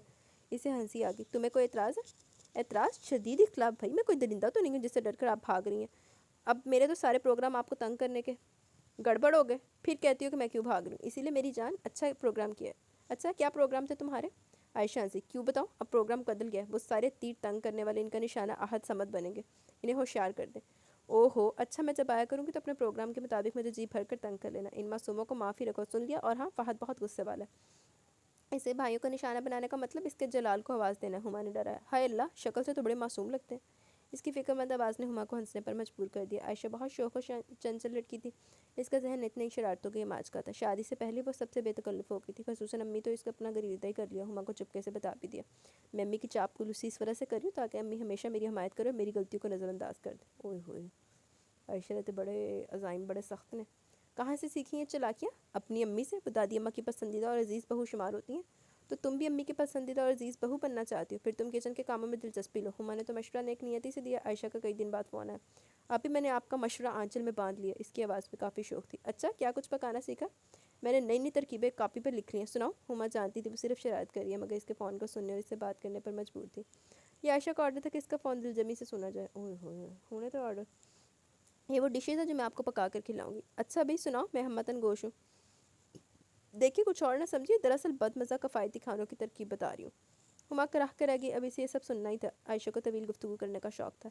دیکھیے پہلے ادرک لہسن کا پیسٹ تیار کر کے بوتل میں رکھیں، اس بوتل کو کچن میں دھوپ کے رخ پر یا چولہے کے نزدیک رکھ دیں، مقصد یہ کہ وہ خراب ہو جائے، یعنی سڑ جائے۔ جب بدبو پھیلے تو اسے استعمال کرنے میں حرج نہیں، تیز چولہا کھولیں، کوکر میں پیاز اور تیل ڈالیں، پیاز کالی سیاہ ہو جائے تو اس میں لہسن کا خراب شدہ پیسٹ اور آدھا کلو گوشت ڈالیں، دھنیا ہلدی نمک مرچ ڈال کر کوکر کو لبالب پانی سے بھر دیں، بند کر دیں۔ اس دوران آپ آلو چھیلیں یا لوکی یا شلجم یا جو بھی سبزی چاہیں۔ آدھا گھنٹے بعد کوکر کھولیں، پانی آدھا رہ گیا، اب اس میں سبزی ترا دیں، 10 منٹ بعد چولہا بند کر دیں، سالن تیار ہے۔ شوربہ وافر مقدار میں ہوگا، بدمزگی عروج پر ہوگی، کالی کالی پیاز دریا میں سٹیمر کی طرح اٹکھیلیاں کر رہی ہوگی۔ توبہ عائشہ، یہ کیا ہے؟ ہما کو ہنستے ہنستے اچھو لگ گیا ہو گیا۔ یہ ہے بد مزہ کھانے کا صحیح طریقہ۔ کفایتی کھانے میں روٹی پکائیں، کوشش کریں کہ کنارے موٹے ہوں، روٹی بے شک کہیں سے کچی کہیں سے جلی بھی ہو، آسٹریلیا کے نقشے سے ملتی جلتی ہو، کوئی حرج نہیں۔ دال دھو لیں کیونکہ بغیر دھوئے دال پک نہیں سکے گی۔ دیگچی میں دال کے ساتھ بھی گوشت جیسا سلوک کریں، پانی بھر دیں، نمک مرچ ہلدی ڈالیں اور وہی سڑا ہوا لہسن کا پیسٹ ڈال کر خدمت میں پیش کریں۔ چاول دھو کر اسی طرح 4 گنا پانی ڈال کر چولہے پر چڑھا دیں۔ اب آپ ٹی وی کے سامنے ڈٹ جائیں، ساس جو کبھی بہو تھی یا اسی کا معاش کا ڈرامہ آ رہا ہوگا، بد شکل عورتیں سفید میک اپ سے لتھڑی ہوئی مکاری سے آنکھیں گھماتی ہوئی نت نئی سازشوں کے تانے بانے بن رہی ہوگی۔ ان کی زرق پر ساڑیاں سستے نقلی مگر خوبصورت ہیبت ناک زیوروں سے لدی پھندی زبان درازی کی حد پھلانگ رہی ہوں گی۔ دیکھتی رہیے، چاہے تو مکاریاں سازشیں سیکھ لیں۔ ہوئے ہوئے، عائشہ دے ظاہر تو بہت خطرناک چنگا ہے، پہلے ویاہ کے چلی ہے۔ اب وقفہ ہوا، اپنا چولہا جا کر دیکھیں، حسب توقع چاول جل چکے، دال آدھی کچی آدھی پکی، پانی الگ دال الگ، کوئی حرج نہیں، پیاز سیاہ کر کے بگار لگا دیں، چولہا بند کر دیا، بکیا ڈرامہ دیکھیں۔ چاول کی مخصوص بو سارے گھر میں پھیل چکی، پرواہ نہ کریں، ڈرامہ کلائمیکس پر ہے، ساس کی چیخوں پکار نظر انداز کریں۔ ڈرامہ ختم ہوا، اب آپ سویٹ ڈش بنانے کچن میں آگئے۔ سوجی کا حلوہ آسان ہے، چلیں گھی ڈال کر سوجی ڈالیں، چولہا تیز کریں، چمچہ چلا کر پانی بھر دیں، جب لئی جیسی شکل ہو جائے اس میں چینی ڈال کر پکائیں اور ایک ڈش میں نکالیں۔ سوجی کا حلوہ بطور کھیر، چاول اوپر سے نکالیں، جلی ہوئی تہہ کو چھوڑیں، دسترخوان پر بد مزہ کھانے لا کے رکھیں اور گھر والوں کو دعوت دیں، یقین کریں ایک دن کا کھانا کئی دن تک کھایا جا سکے گا۔ ہما ہنستے ہنستے دوری اور تھی، عائشہ نے کہیں پر بھی بریک نہ کیا۔ تو یہ کھانا کھلاؤ گے میرے گھر والوں کو؟ معاف کر دو، امی تمہیں پکا کر کھلا سکتی ہیں، سالم یا کاٹ کر، میرے ٹکڑے ٹکڑے کر کے؟ توبہ، جو وہ پکاتی ہیں وہ تمہیں سکھا بھی دیں گی، کھلائیں گی بھی، مگر وہ کفایتی کھانا تو نہیں ہوگا۔ عائشہ کچھ مایوس سی تھی۔ یہ تم نے کس سے سیکھا؟ ہماری ایک بھابھی اسی طرح کا کھانا بناتی ہے، ادھر سے جواب آیا۔ بھابھی کو لوگ بہتے گور نہ سیکھ کے آئی۔ شادی کے دن عائشہ بہت پیاری لگ رہی تھی، مگر شوخی نے چہرے کو نیا روپ دے رکھا تھا، آنکھوں میں خوشی کے جگنو جلملا رہے تھے، وہ واقع فہد کے لیے بنی تھی۔ ولیمے والے دن اس کا نکاح ہو گیا، وہ اپنے تاثرات سے آگاہ نہ ہو سکی، پتہ نہیں کیوں عجیب سے خیالات حاوی تھے، خوشی تھی نہ غم، فکر نہ پریشانی، شاید بے نیازی۔ اس نے اپنے لیے ہلکے کام کے جوڑا منتخب کیا، مگر امی نے کہا فرید کی پہلی شادی ہے، اس نے خود جو کپڑا پسند کیا وہی میں نے آج کے لیے سلوایا، وہی پہنو۔ رخصتی میں عجلت سے کام لیا گیا کیونکہ گاؤں کے کچے راستے میں یوں بھی دیر لگنی تھی۔ ہما نے برقع بھی سلوا لیا، وہی پہن کر رخصت ہوئی۔ بارات بس کے ذریعے آئی تھی، بس میں ہی روانہ ہوئی۔ ہما اپنی نند عائزہ کے ساتھ بیٹھی تھی۔ عائزہ کراچی سے آئی تھی، اس کے 2 بچے بھی تھے۔ ہچکولے کھاتی بس نے آ کر انہیں منزل پر پہنچا دیا۔ 2 گھنٹے کے سفر کے دوران اس نے فرید کی شکل بھی نہیں دیکھی۔ گاؤں میں اندھیرا تھا، صرف بس کی ہیڈ لائٹس تھی۔ بس رکی تو آس پاس کے گھروں سے بے شمار لوگ نکل آئے۔ ایک مضبوط جسم کی عورت نے ہما کو گود میں اٹھا لیا اور اندر لا کر کمرے میں اتارا۔ ہما کو بڑی شرم آئی۔ اوہ ہوئے، بوڑھی چک کے لے گئی۔ تمام عورتیں مذاق کرنے لگی۔ کمرہ خاصا بڑا تھا، وہ خواتین سے بھر گیا۔ پھر وہاں ڈھول بجنے لگا، کھانے گائے جانے لگے، بلکہ ڈانس بھی ہونے لگا۔ کئی لڑکیاں کمر پر دوپٹہ کس کر کھڑی ہوگی۔ ڈانس شروع۔ فرید کی اماں نے پکار کر کہا، ارے اب ووٹی کا پیچھا چھوڑو، اسے آرام کرنے دو۔ لے یہ کون سی گرل ہے؟ شہر میں تو اس وقت تک رخصتی ہوتی نہیں، اور یہ شہر کی کڑی ہے، سب جانتی، ہمیں بھی شوق پورے کرنے دو، کسی نے دبنگ آواز میں جواب دیا۔ اور کیا، ہم تو کہتے تھے دوپہر کی بارات ہو، شام تک سب گھر آتے تھے، پھر ہم ووٹی کے ساتھ کھیل کود کر لیتے، پر اب اتنی رات ہوگی، تھوڑا سا رنگ تو آنے دو چاچی۔ اری شہناز، ووٹی تیرے ساتھ کھیلنے کودنے نہیں آئی، چپ کر جا، رنگ آنے دو۔ چاچی ابھی تو 12 بجے، شہر میں تو رخصتی 2 بجے رات تک ہوتی ہے۔ ناچنے گانے کی شوقین خواتین اپنے موقع سے ہٹنے کو تیار نہ تھی۔ آخر کسی نہ کسی طرح بلکہ ان کے مردوں نے باہر سے آوازیں لگا لگا کر گھر چلنے کو کہا، تب سب رخصت ہوئے۔ فرید کی چھوٹی بہن انیسہ نے ہما کو اجلا عروسی میں پہنچایا۔ میں یہ کپڑے تبدیل کر لوں؟ ہما نے اس سے پوچھا۔ ہائے، ابھی سے؟ نہ ابھی میرے بھائی کو تو دیکھنے دو، یہ روپ سنگھ گھر۔ بھابھی تم سچ بہت پیاری ہو، میرے بھائی کی پسند زبردست ہے۔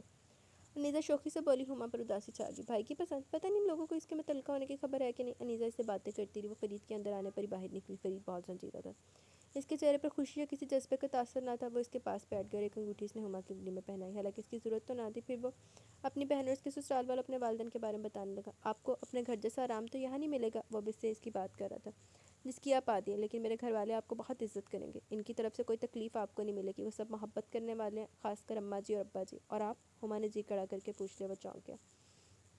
میں آپ کے سامنے ہوں اور آپ مجھے پہلے سے جانتی ہیں۔ ہاں، اگر آپ کو میرے کسی عمل یا کسی فعل سے اختلاف ہو تو مجھے ضرور بتانا، میں کوشش کروں گا آئندہ آپ کو شکایت نہ ہو۔ آپ نے مجھ سے شادی کیوں کی؟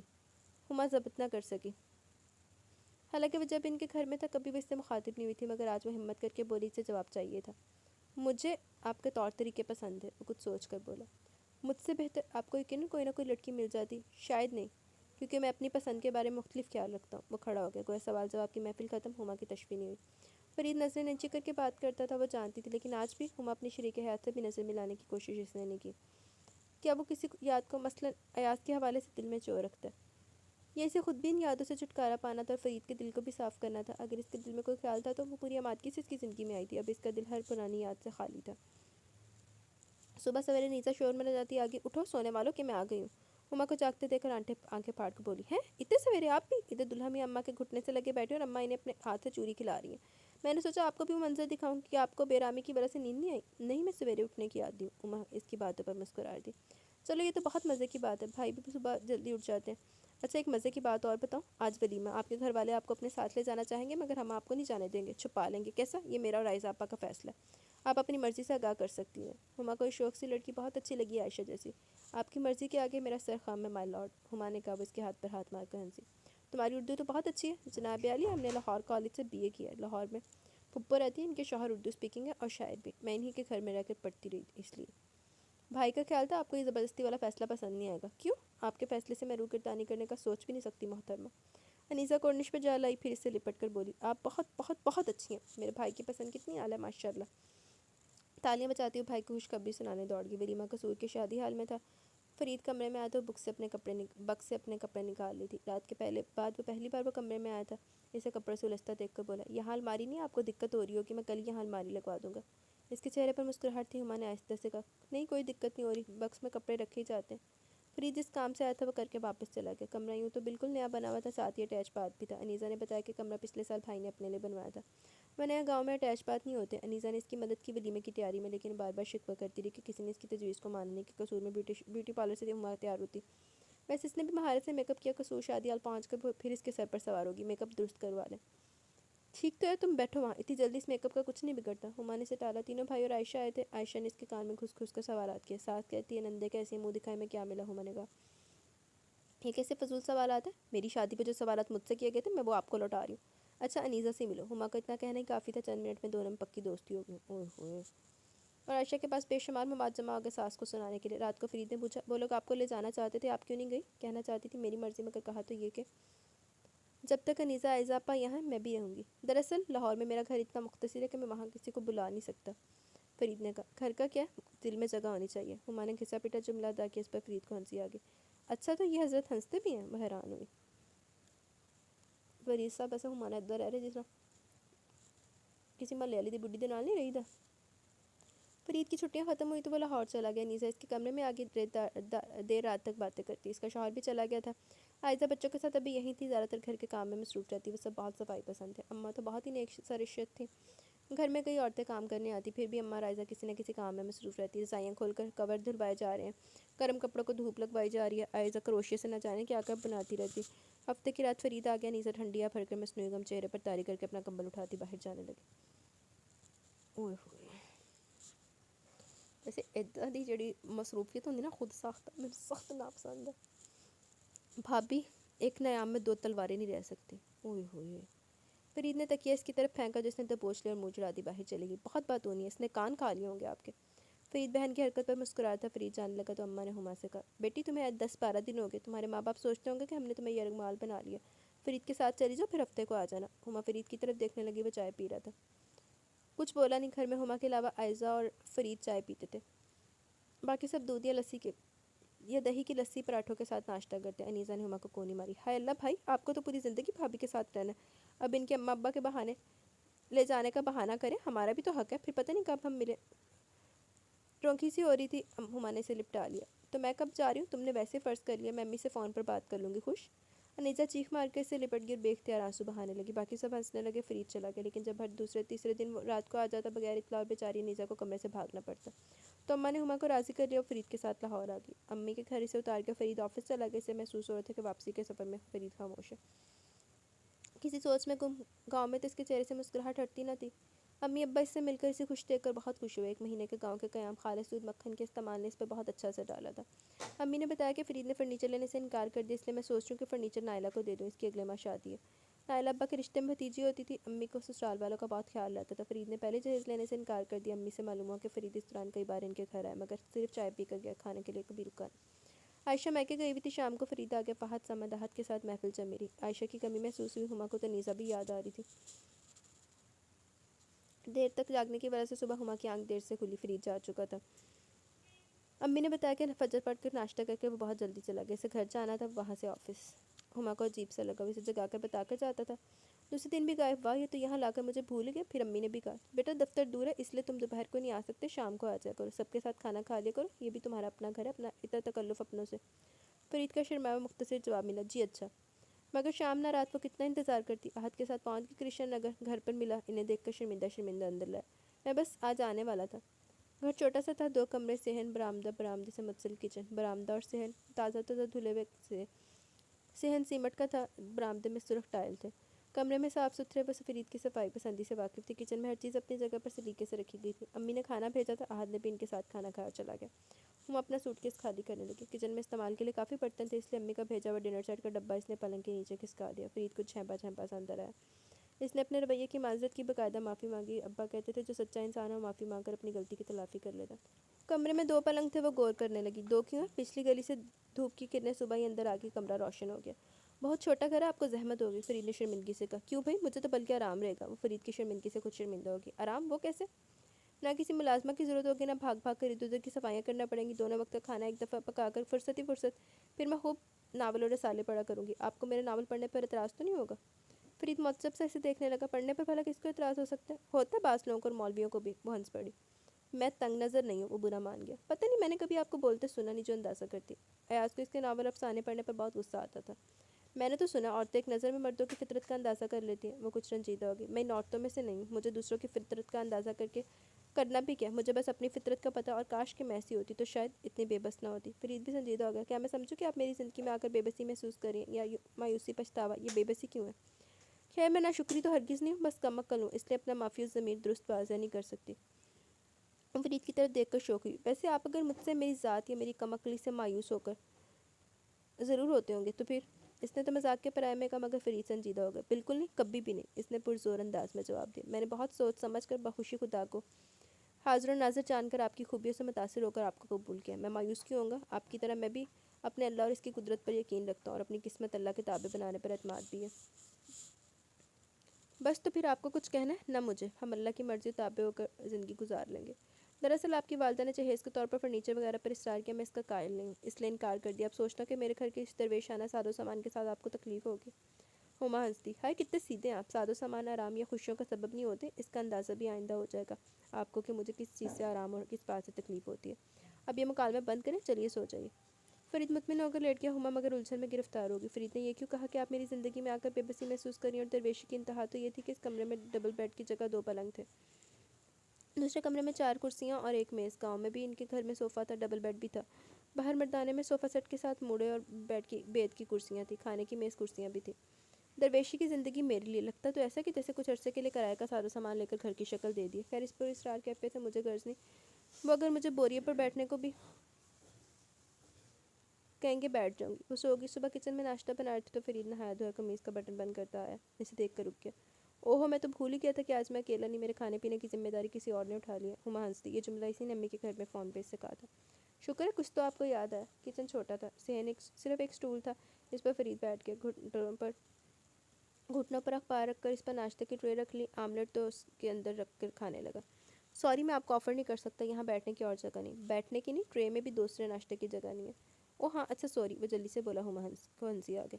آپ اس طرح سوری کی کردان کرتے رہے تو بہت مشکل ہو جائے گی۔ کیا میں عادی ہو جاؤں گی، اس نے لب دبا کر کہا۔ فرید نے سر اٹھا کے اسے دیکھا غور سے، اور یہ پہلی باری ہما کی آنکھوں میں آنکھیں ڈال کر دیکھا تھا۔ اچھی بات ہے، کہہ کر کھڑا ہو گیا، ٹرے سلیب پر رکھی، کچھ کہنے کے لیے منہ کھولا مگر ہما نے اس سے پہلے جلدی سے کہا، فرید آپ کی آنکھیں کس قدر خوبصورت ہے، شربتی، شفاف اور آئینہ جیسی۔ فرید کو جیسے دھکا سا لگا، اس نے نظریں چکا لی اور کہا، آنکھوں کے آئینے کے بجائے دل کا شفاف ہونا ضروری ہے، کہہ کر باہر نکل گیا۔ ہما سوچ میں گم ہو گئی۔ دروازہ بند کر لیں، کہہ کر وہ چلا گیا، خشک لہجہ اور عجیب رویہ۔ فرید نے ویسے کی دورے پہن دے۔ ناشتہ کرتے وہ سوچتی رہی، فرید کی شخصیت میں کوئی گرا کیا؟ امی کا فون آ گیا۔ فرید چلے گئے ہوں گے، میں نے سوچا تم تنہائی محسوس کرتی ہوگی۔ امی کو اس کا کتنا خیال تھا۔ امی گھر چھوٹا ہے تو اتنی تنہائی نہیں لگ رہی، آپ کو پتہ ہے آپ کے داماد اس قدر سلیقہ شعار ہیں گھر میں، یعنی کچن میں ہر طرف ہر مسالہ، سبزی، گوشت، دالیں، آٹا، چاول اور باقی لوازمات موجود ہیں۔ آج اگر 10 آدمی اچانک آ جائے، مجھے باہر سے کچھ منگوانا نہیں پڑے گا۔ امی خوش ہوگی، باقی ہر مرد اتنا سلیقہ شعار نہیں ہوتا۔ عائشہ بھی میکے سے نہیں آئی؟ میں نے احد سے کہا کالج سے واپسی پر تم سے ملتا ہوا ہے۔ احد دوپہر کو آ گیا، دونوں کھانا کھاتے جاتے باتیں کرتے جاتے۔ فرید آیا تو احد جا چکا تھا۔ آج تنہائی نے تنگ کیا ہوگا۔ فرید کا موڈ صبح کے مقابلے میں کافی بہتر تھا۔ بالکل نہیں، کھانا پکایا، آپ کے کپڑے استری کیے، پھر احد آ گیا، کالج کے قصے سنا کر ہنساتا رہا۔ میری تنہائی کی وجہ سے امی نے اسے کہہ دیا تھا کہ میں نے کہہ دیا کہ بھائی روز روز مت آنا، پتہ نہیں بہنوئی صاحب کیا سوچیں۔ فرید کے سیانا ہو گیا، میں کیوں کچھ غلط سمجھوں یا سوچوں گا؟ اچھا ہے آج جا کے رسالے اور اسما کے ڈائجسٹ لے لیے تھے آپ کی تنہائی کے ساتھ ہی۔ واہ شکریہ، وہ خوش ہو کر رسالے دیکھنے لگی۔ آپ کوئی پکچر وغیرہ دیکھنا چاہیں تو؟ ارے نہیں، میں جب پاکستانی فلمیں دیکھنے جاتی تھی تو سنیما کی انتظامیہ گھبرا جاتی تھی، میری سہیلیاں کہتی تھی تم ضرور ان کا کاروبار ٹھپ کراؤ گی۔ اچھا وہ کیسے؟ وہ دلچسپی لے رہا تھا، ہما کا انداز بھی پرلطف تھا۔ ایسے کہ مجھے فلم پسند نہیں آتی تھی، اس میں جو چھوٹی چھوٹی غلطیاں نظر آتی میں فوراً شور مچاتی، غصہ آتا تھا، خوب برا بھلا کہتی تھی۔ خیر وہ تو کالج کے زمانے کا شوق تھا، دوستوں کے ساتھ ہر جگہ جا کر لطف آتا تھا۔ اب شوق نہیں رہا؟ نہیں، اب تو ہر گھر میں فلمیں چل رہی ہوتی ہیں، میری اپنی زندگی کسی فلم سے کم ہے کیا؟ فلم ایسی ہوتی ہے، وہ شاعری سے بہلا رہا تھا۔ ہاں ٹریجڈی فلم۔ ہما نے آزودگی سے اس کی طرف دیکھا۔ فرید متاثر ہو گیا، اس کے کندھے پر ہاتھ رکھ کر بڑے خلوص سے بولا، ہم اس فلم کو خوشگوار بنا سکتے ہیں، کامیڈی فلم کی طرح۔ فرید کی بات پر ہما چونک گئی، اسے اچھا لگا، مسکرا دی۔ فرید کے مزاج، موڈ اور عادتوں سے وہ اب بھی پوری طرح پر واقف نہیں ہو سکے تھے، کبھی متفکر نظر آتا، کبھی بے نیاز و رکھا پن ظاہر ہوتا۔ اتنے دن گزرنے پر بھی اس نے ابھی تک اپنے دلی اطمینان یا خوشی کا زبان سے اظہار نہیں کیا۔ کبھی لگتا وہ کچھ کہنا چاہتا مگر پھر صحیح والا انداز بنا کر وہاں سے ہٹ جاتا، بس ایک سوال طرح طرح سے کرتا، آپ خوش ہیں میرے ساتھ؟ آپ تھک جاتی ہوں گی، آپ سوچتی ہوں گی کیسے خوش آدمی سے واسطہ پڑا، آپ کو یہ زندگی ڈر لگتی ہوگی۔ اب ہما نے ان سوالوں کے جواب دینے چھوڑ دیے، وہ مہینے میں 2-3 بار میکے گئی اور 2 بار سسرال۔ عائزہ کراچی جا چکی تھی، انیزہ ملتان، مگر انیزہ سے اس کی فون پر بات ہوتی رہتی تھی۔ ہما نے پڑوسی سے بھی تعلقات استوار کر لیے تھے، فرید کو اس پر اعتراض بھی نہ تھا۔ احد کے ساتھ جا کر وہ انارکلی سے اوون لے آئی تھی اور فرید کا سویٹر اون لے آئی تھی اور فرید کا سویٹر بننا شروع کر دیا۔ فرید کو خوشی ہوئی، اچھا آپ یہ بھی کر لیتی ہیں؟ فرید کے تاثرات اس سے زیادہ نہیں ہوتے تھے۔ اس روز کھانا پکا کر گھر صاف کر کے وہ اون لے کر بیٹھی تھی کہ دروازے پر دستک سن کر گھبرا اٹھی۔ دروازہ کھول کے اس نے ذرا سا جھانکا، پھر گھبرا کر پیچھے ہٹی اور دروازہ بند کر دیا۔ ایاز یہاں؟ وہ باہر سے آواز دے رہا تھا۔ سنو ہما میری بات سنو، پلیز دروازہ کھولو، میری بات سن لو۔ ان کھیلا کھانا ہے بغیرت انسان۔ وہ بری طرح گھبرا گئی، ہاتھ پر ٹھنڈے ہو گئے۔ چلے جائیے، فوراً چلے جائیے، وہ بے اختیار چیخی تھی۔ باہر سے وہ بھی التجا کر رہا تھا، دروازہ کھولو پلیز، میری بات سنو، مجھے تم سے بات کرنی ہے، مجھے آپ کی بات نہیں سننی، اب جائیں۔ وہ وہاں سے ہٹ کی گھنٹی پر بجتی رہی، دروازے پر دستک بھی ہوتی رہی، مگر وہ کان بند کے کمرے میں پڑی رہی۔ دل کسی طرح اعتدال پر نہیں آ رہا تھا۔ فرید آیا تو وہ رو رہی تھی، آپ نے اس گھر کا پتہ کس کس کو دیا؟ وہ چیخی۔ فرید اس کی حالت دیکھ کر دنگ رہ گیا، کیا ہوا ہے؟ آپ بتائیں، اس گھر کا علم کس کس کو؟ میرے کچھ جاننے والوں کو آپ نے جانے کس کس کو یہاں آنے کی اجازت دی ہے؟ کون کون آ کر دروازے کی گھنٹی بجا سکتا ہے آپ کی غیر موجودگی میں؟ وہ کیوں آیا؟ کیوں؟ وہ غصے اس طرح سے کانپ رہی تھی. کون آیا تھا؟ ایکٹنگ مت کریں. جس کو گھر کا پتہ دیا وہ. فرید حیران نہیں ہوا. اچھا ایاز آئے تھے؟ ہما کو افسوس ہوا. سادگی. ہاں مجھ سے ملنے آپ کی غیر موجودگی میں. انہیں کیا حق تھا؟ آپ نے ان سے کیا کہا؟ وہ کچھ ڈر کر بولا. میں نے ابھی تو صرف دھتکارا. آئندہ وہ ادھر آئے تو ایسی عزت افزائی کروں گی کہ تا زندگی یاد کرے گا الو کا پٹھا. غصے میں ہونا چاہنے کیا بول رہی تھی. فرید کے چہرے پر سایہ سا آ گیا. پھر وہ کپڑے بدلنے وضو کرنے چلا گیا. ہما کھانا لے آئی اور چائے بھی. اتنا غصہ آیا تھا مجھے کھانا بھی نہیں کھایا گیا. غصہ؟ مگر آپ تو رو رہی تھی. مجھے غصے میں رونا آتا ہے. اس بے حمیت شخص کو بتا دے میرا اس سے کوئی رشتہ نہیں ہے. میری اس سے دوستی ہے. فرید نے کہا. مطلب یہ کہ وہ کچھ نہیں کہے گا. ہما چپ ہو گئی. سے فرید کی بزدلی پر افسوس ہوا. صبح وہ کچھ متفکر تھا مگر آفس چلا گیا. ہما کا دل بے چین تھا. کسی کام میں دل نہیں لگا. شام کو فریدہ وہ کچن میں تھی. آ کر چپکے سے کہا. ایاز آئے چائے بنا دو. لاکھ لعنت تیرے وغیرہ بغیرت شخص ہوتے. لاکھ لعنت. غصے میں کھولتی رہی مگر چائے بنا کر برآمدے میں ٹرے پٹک کر کمرے میں بند ہو گئی. کافی دیر بعد فرید نے دستک دی. اس نے دروازہ کھولا. وہ آپ سے ملنا چاہتے ہیں. کیا؟ وہ چیخ کر بولی. ایک شعلہ تھا جو سر سے لے کر پیر تک سلگا گیا. میرا کیا واسطہ اس شخص سے؟ آپ کیسے مسلمان ہیں جو اپنی بیوی کو ایک نامحرم سے ملنے کی اجازت دے رہے؟ شرم نہیں آئی آپ کو؟ انہیں صرف ایک بات کرنی ہے. وہ دبی زبان سے بولا. مگر مجھے کوئی بات نہیں کرنی. اگر آپ نے زیادہ اصرار کیا میں آپ کو بھی گھر سے نکال دوں گی. آپ نے مجھے سمجھا کیا؟ ان سے کہہ دے دفع ہو جائے ورنہ. وہ اتنی زور سے چلائی کہ ایاز نے بخوبی اس کی آواز سن لی. وہ چلا گیا. فرید دروازہ بند کر کے آیا تو اس کا سر جھکا ہوا تھا. چپ چاپ پلنگ کے کنارے پر بیٹھ گیا. وہ اب پچھتا رہے ہیں. اپنے عمل پر شرمندہ ہے. وہ اسے آگاہ کر رہا تھا. اچھا وہ شرمندہ بھی ہوتے ہیں؟ یہ لطیفہ میرے لیے بالکل نہیں ہے. پھر کیا کروں میں؟ اس کا طنزیہ لہجہ فرید کو مزید شرمسار کر کے ہمت کر کے بولا. میں چاہتا ہوں آپ ایک بار ان سے مل لیں. ان کی بات تو سن لیں. وہ کیا چاہتے ہیں؟ ہما نے چڑھ کر تکیہ دے مارا جو فرید سے ٹکرا کر نیچے گرا. فرید نے اٹھا کے اسے پلنگ پر رکھا. کوئی اٹ چوک کے مار تکیہ نہ کچھ نہیں بننا تھا گندے ذہن. میرا اس سے کیا واسطہ؟ میں کس سے ملوں گی؟ کیوں اس کی بات سنوں؟ وہ تنک کر بولی. فرید نے آہستہ سے کہا. وہ یہ سمجھ رہے ہیں کہ میں نے آپ کو روکا ان سے بات کرنے کو.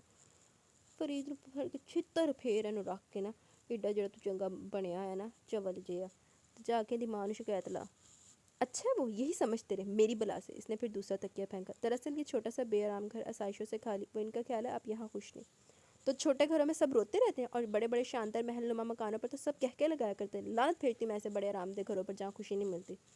وہ منہ چھپا کر رو پڑی. اسے فرید کا وجود بھی زہر لگ رہا تھا. جو اپنی بیوی کو اس کے سابقہ شوہر سے ملنے کا آرڈر دے رہا تھا وہ تو اس کی شکل پر نظر ڈالنے کی روادار نہ تھی. وہ پھر آنے کا کہہ کر گئے. فرید نے مزید جلدی پر تیل ڈالا. اچھا آئیں پھر میں محلے بھر سے پرانی جوتیاں جمع کر لوں. ہار بنا کر ڈالوں گی. اب پھر تک یہ زمین پر پھینکے. وہ بغور اس کا رد عمل دیکھ رہا تھا. وہ لمبا سانس لے کر کھڑا ہو گیا. اچھا پھر کھانے وانے کا کوئی پروگرام ہے کہ نہیں؟ وہ بھنا کر اٹھی. ہاں ہاں آپ کو تو لگتا ہے کہ بہت مزے آ رہے ہیں. میری بھوک اڑا کر کھانا کھائیں گے؟ تکیہ اٹھا کر زمین سے اوپر پلنگ پہ پھینکے اور ایک تکیے پر سر رکھ کر سوتی بن گئی. اس بدھو کے سامنے راضی دکھانے کا اور کوئی حربہ اس کے پاس تھا بھی نہیں. وہ دوسرے پلنگ پر بیٹھا رہ گیا. وہ باقی سو بھی گئی. آنکھ کھلی تو صبح کے 4 بج رہے تھے. اٹھ کر جلدی سے وضو کر کے عشاء تو قضا پڑی.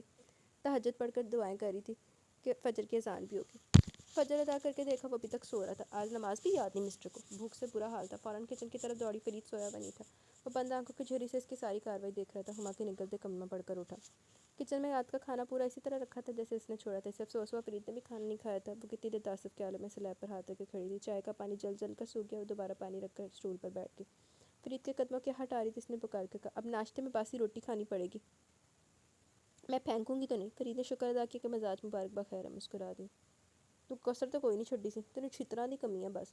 کوئی بات نہیں. رزق پھینکنے کی چیز نہیں ہوتی. روٹی تازہ باسی کی کہہ دی. باسی روٹی زود ہضم ہوتی ہے. یہ میری اماں جی کا تجربہ ہے. ہما نے بھی شکر ادا کیا کہ فرید میں ذرا سا بھی نخرہ نہیں. عقل ہی ہے کوئی نخرہ نہیں ہے تو. امی کو دوپہر کا فون آیا. انہوں نے بتایا ایاز آیا. رو رہا تھا. خوش آمدید منتیں کر رہا تھا. اس کی غلطی معاف کر دے. ایک بار پھر موقع دے. غصے میں پاگل ہو کر غلط حرکت کر بیٹھا. بہت پچھتا رہا تھا. وہ کہتا فرید کو مجبور کر کے طلاق دلوا دے. تم سمجھ رہی ہو ہما وہ کیا چاہتا ہے؟ ابا نے سن لی. تھکے دے کر نکالا نہیں. وہ آگ بگولا ہوگی. کم بخت بے شرم وہاں بھی اپنی بے حیائی کا روپ دکھانے پہنچ گئے. تمہیں معلوم ہے ان کو غصہ برداشت کرنے میں کمال حاصل ہے. بس یہی کہا کہ ہمیں فرید سے کوئی شکایت نہیں. تمہارا مطالبہ ناجائز ہی نہیں. قابل دست اندازی پولیس ہے. آئندہ سے خیالات کا اظہار نہ کرنا. یہ گناہ میں شامل ہے. مگر تمہارے ابا بہت فکر مند ہے. فکر مند امی بھی تھی مگر اس نے انہیں تسلی دی. مگر ان کے وہ ان کے پاس چلی گئی. امی کو تو کچھ اطمینان ہو بھی کہ مگر ابا پریشان تھے. اس کی جرت پر حیران بھی. وہ بتا نہ سکی کہ جرت فرید نے اسے دی ہے. ورنہ گھر میں ایک پکانے والی کا اضافہ دیکھ کر اس نے حیرت سے کہا. امی یہ پکانے والی آپ تو سخت خلاف تھی. بیٹا بس اب مجھ سے ہمت نہیں رہی. تو بہو سے کیوں نہیں پکواتی؟ عائشہ فوراً ہنستی بھی آئی. ساس سے لپٹ کر من کرنے لگی. وہ ہنسنے لگی. ارے بیٹا میری بہو کے اتنے پیارے نازک ہاتھ خراب ہو جائیں گے. دیکھ کے اسے مکھن ملائی جیسے ہیں. امی تو بہو پر واری صدقے ہو رہی تھی. عائشہ نے آنکھیں چمکا کر اسے دیکھا. آپ میری ساس کو میرے خلاف برکلانے کی کوشش نہ کریں. ایسی کوشش فہد نے بھی کئی بار کی ہے. انہیں کامیابی نہیں ہوئی. ہاں تمہاری خوش آمد اور چاپلوسی نے میری ماں کو اپنا اسیر کر لیا. ہما نے عائشہ کی چٹکی لی. ورنہ مجھ سے تو کھانے پکانے کے علاوہ سارے کام کرواتی تھی. میرے ہاتھوں کی تمہیں فکر نہیں تھی. بہو پہ لال جڑے ہیں. بے شک میری بہو لاکھوں میں ایک ہے. امی مسکرا رہی تھی. امی یہ بھی بتا دے کہ مجھ میں لال امی نے حال ہو رہی تھی. بس ایک پیک کے نہ حال ہی ہوئی جا. آپ کو اپنی ساس کو شیشے میں اتارنے کے لیے ایسی چاپلوسی خوش آمد سے کام لینا ہوگا, تب وہ بھی آپ کی عاشقزار بنے گی. عائشہ نے امی کے جانے کے بعد شوخی سے مشورہ دیا. ہما چلاکو کہہ کر رہ گئی. دراصل وہ بھی اپنی فکر اور پریشانی کو پس سے پش ڈال کر ادھر کی باتیں کر رہی تھی. فرید کے گھر آنے سے پہلے واپس آ گئے اور اسے ذرا بھی شبہ ہوتا وہ واپسی میں دیر کرتی ہے فہد کے ساتھ آتی. عائشہ نے کہا بھی تھا مگر اسے مناسب نہیں لگا کہ فہد کو آفس سے آتے اسے اپنے ساتھ چلنے کا کہتی. فرید کے ساتھ آیا تھا بے شرم ایاز. وہ تو شکر ہے خود دروازہ کھولنے گئی نہیں. فرید خود ہی لاک کھول کر اندر آیا. ایاز نے کمرے میں جانے کے بجائے برآمدے میں بیٹھنے کو ترجیح دی. ہما نے دروازہ اندر سے بند کر لیا مگر آوازوں کو اندر آنے سے نہ روک سکی. فرید اس سے کہو میرے سامنے آ کر بات کرے, ایاز کہہ رہا تھا. واہ کیا دیدہ دلیری ہے. فرید تم نے کیا اسے بتایا نہیں کہ میری یہ شرط تھی کہ تم اس سے نکاح کرو گے, کچھ دن بعد طلاق دے کر آزاد کر دو گے تاکہ میں پھر اس کو حاصل کر کے اپنی غلطی کا کفارہ ادا کر لوں. وہ بلند آواز میں اس لیے بولا تھا تاکہ ہما سن لے. فرید نہ جانے آہستہ آہستہ کیا کہہ رہا تھا. تم دغا باز, تم قبضہ کر کے بیٹھ رہے ہو. دھوکہ دیا تم نے. یہ ہے تمہارا دین, یہ ہے ایمان اور یہ ہے نمازیں. میں خوب سمجھتا ہوں تم جیسے ملاؤں کو. ہما کا غصہ بڑھتا جا رہا تھا. اسے اس پر اور بھی غصہ آ رہا تھا کہ وہ ایاز کے منصوبے کا حصہ بنی اور فرید اس پر بھی تیار ہو گیا. ایسا شیطانی منصوبہ ایاز ہی بنا سکتا تھا اور فرید جیسا سیدھا انسان اس پر راضی ہو سکتا تھا. کوئی انسان ایڈا بھی سیدھا نہیں ہوتا کہ تن اگلا بدہ پاگل ہی بنائی جائے. اس نے بڑی چلاکی سے فرید کو استعمال کیا. فرید شاید اپنی کم ہمتی کے باعث ابھی تک اس پر عمل نہیں کر سکا یا پھر وہ اپنی شرافت سے مجبور ہو کر غلط کام نہیں کر سکا. ایاز بات یہ ہے کہ بے شک تم نے اس کام پر مجھے اکسایا مگر میں نے صدقے دل سے نکاح کیا تھا. تم بتاؤ اگر تم پچھتاتے ہو تو میں بھی پچھتاؤں. کیوں؟ ارے واہ, فرید نے کچھ تو کہا. اسے بھی ہمت ہوئی. وہ اندر سے چیخی. ایاز صاحب آپ فوراً یہاں سے چلے جائیں. آپ میرے لیے, میں آپ کے لیے حرام اور انشاءاللہ ہمیشہ کے لیے الفاظ آپ کے ہیں اور میری خواہش بھی. اس حقیقت کو عملی جامہ آپ نے پہنا ہے. برائے مہربانی آئندہ آنے کی کوشش نہ کرنا. تم ذرا میری بات تو سنو. میں سخت نادم اور شرمندہ ہوں. اسی لیے میں نے فرید کو مادہ کہ وہ نکاح کر کے بعد تمہیں آزاد کر دے تو میں چپ ہو جاؤ. وہ حلق کے بل چیخی. خبردار اب ایسا کوئی لفظ منہ سے نکالا تم نے. تمہارا شیطانی منصوبہ ناکام ہو گیا. میں اپنی جنت میں خوش ہوں, تمہاری دوزخ مجھے منظور نہیں.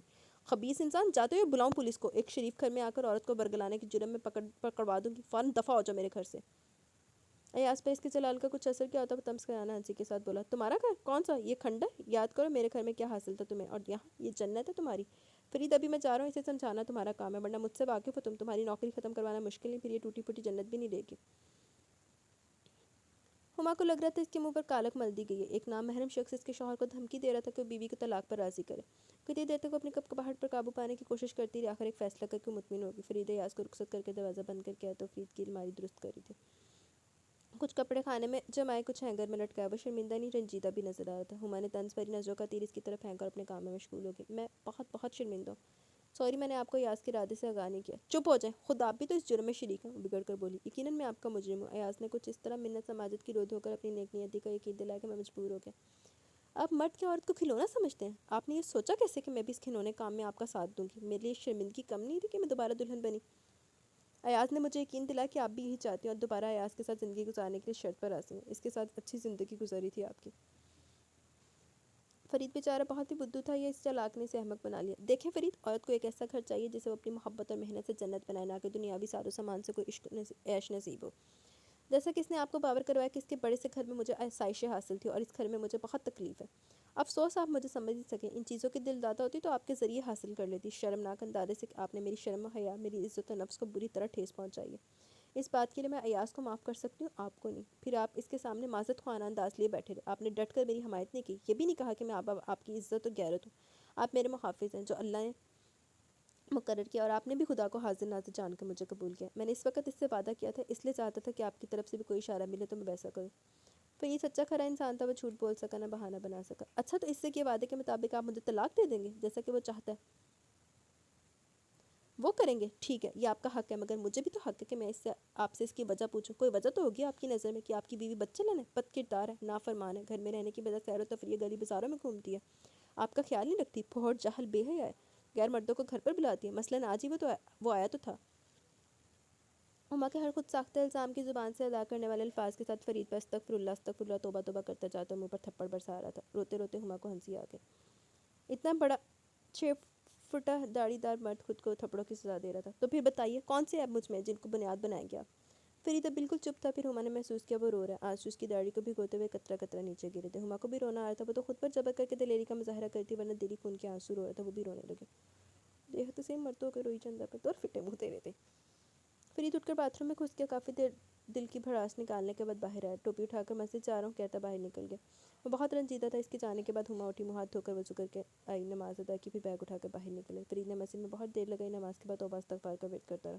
چل تو بیٹا توبہ توبہ کر دو. جب مسجد خالی ہو کے پھر باہر آئی, ایک لخت سردی بڑھ گئی تھی. بادلوں کے گول آسمان پر بھاگتے دوڑتے پھر رہے تھے. گھر کی گھنٹی بجائے, انتظار کے, پھر آواز دی. دستک دی, کوئی آواز نہ تھی. آج چابی بھی لے کر نہیں آیا تھا. سردی کی وجہ سے گلی سنسان تھی. چابی میں کر گھر جا چکا تھا. اس کے گھر جا کر بلا کر لائے, گھنٹہ اسی میں لگا. دروازہ کھلا تو اندر وہ کہیں نہیں تھی. شکست خوردہ سے بیٹھ گیا. پھر ڈرتے ڈرتے سسرال کا نمبر ڈائل کیا.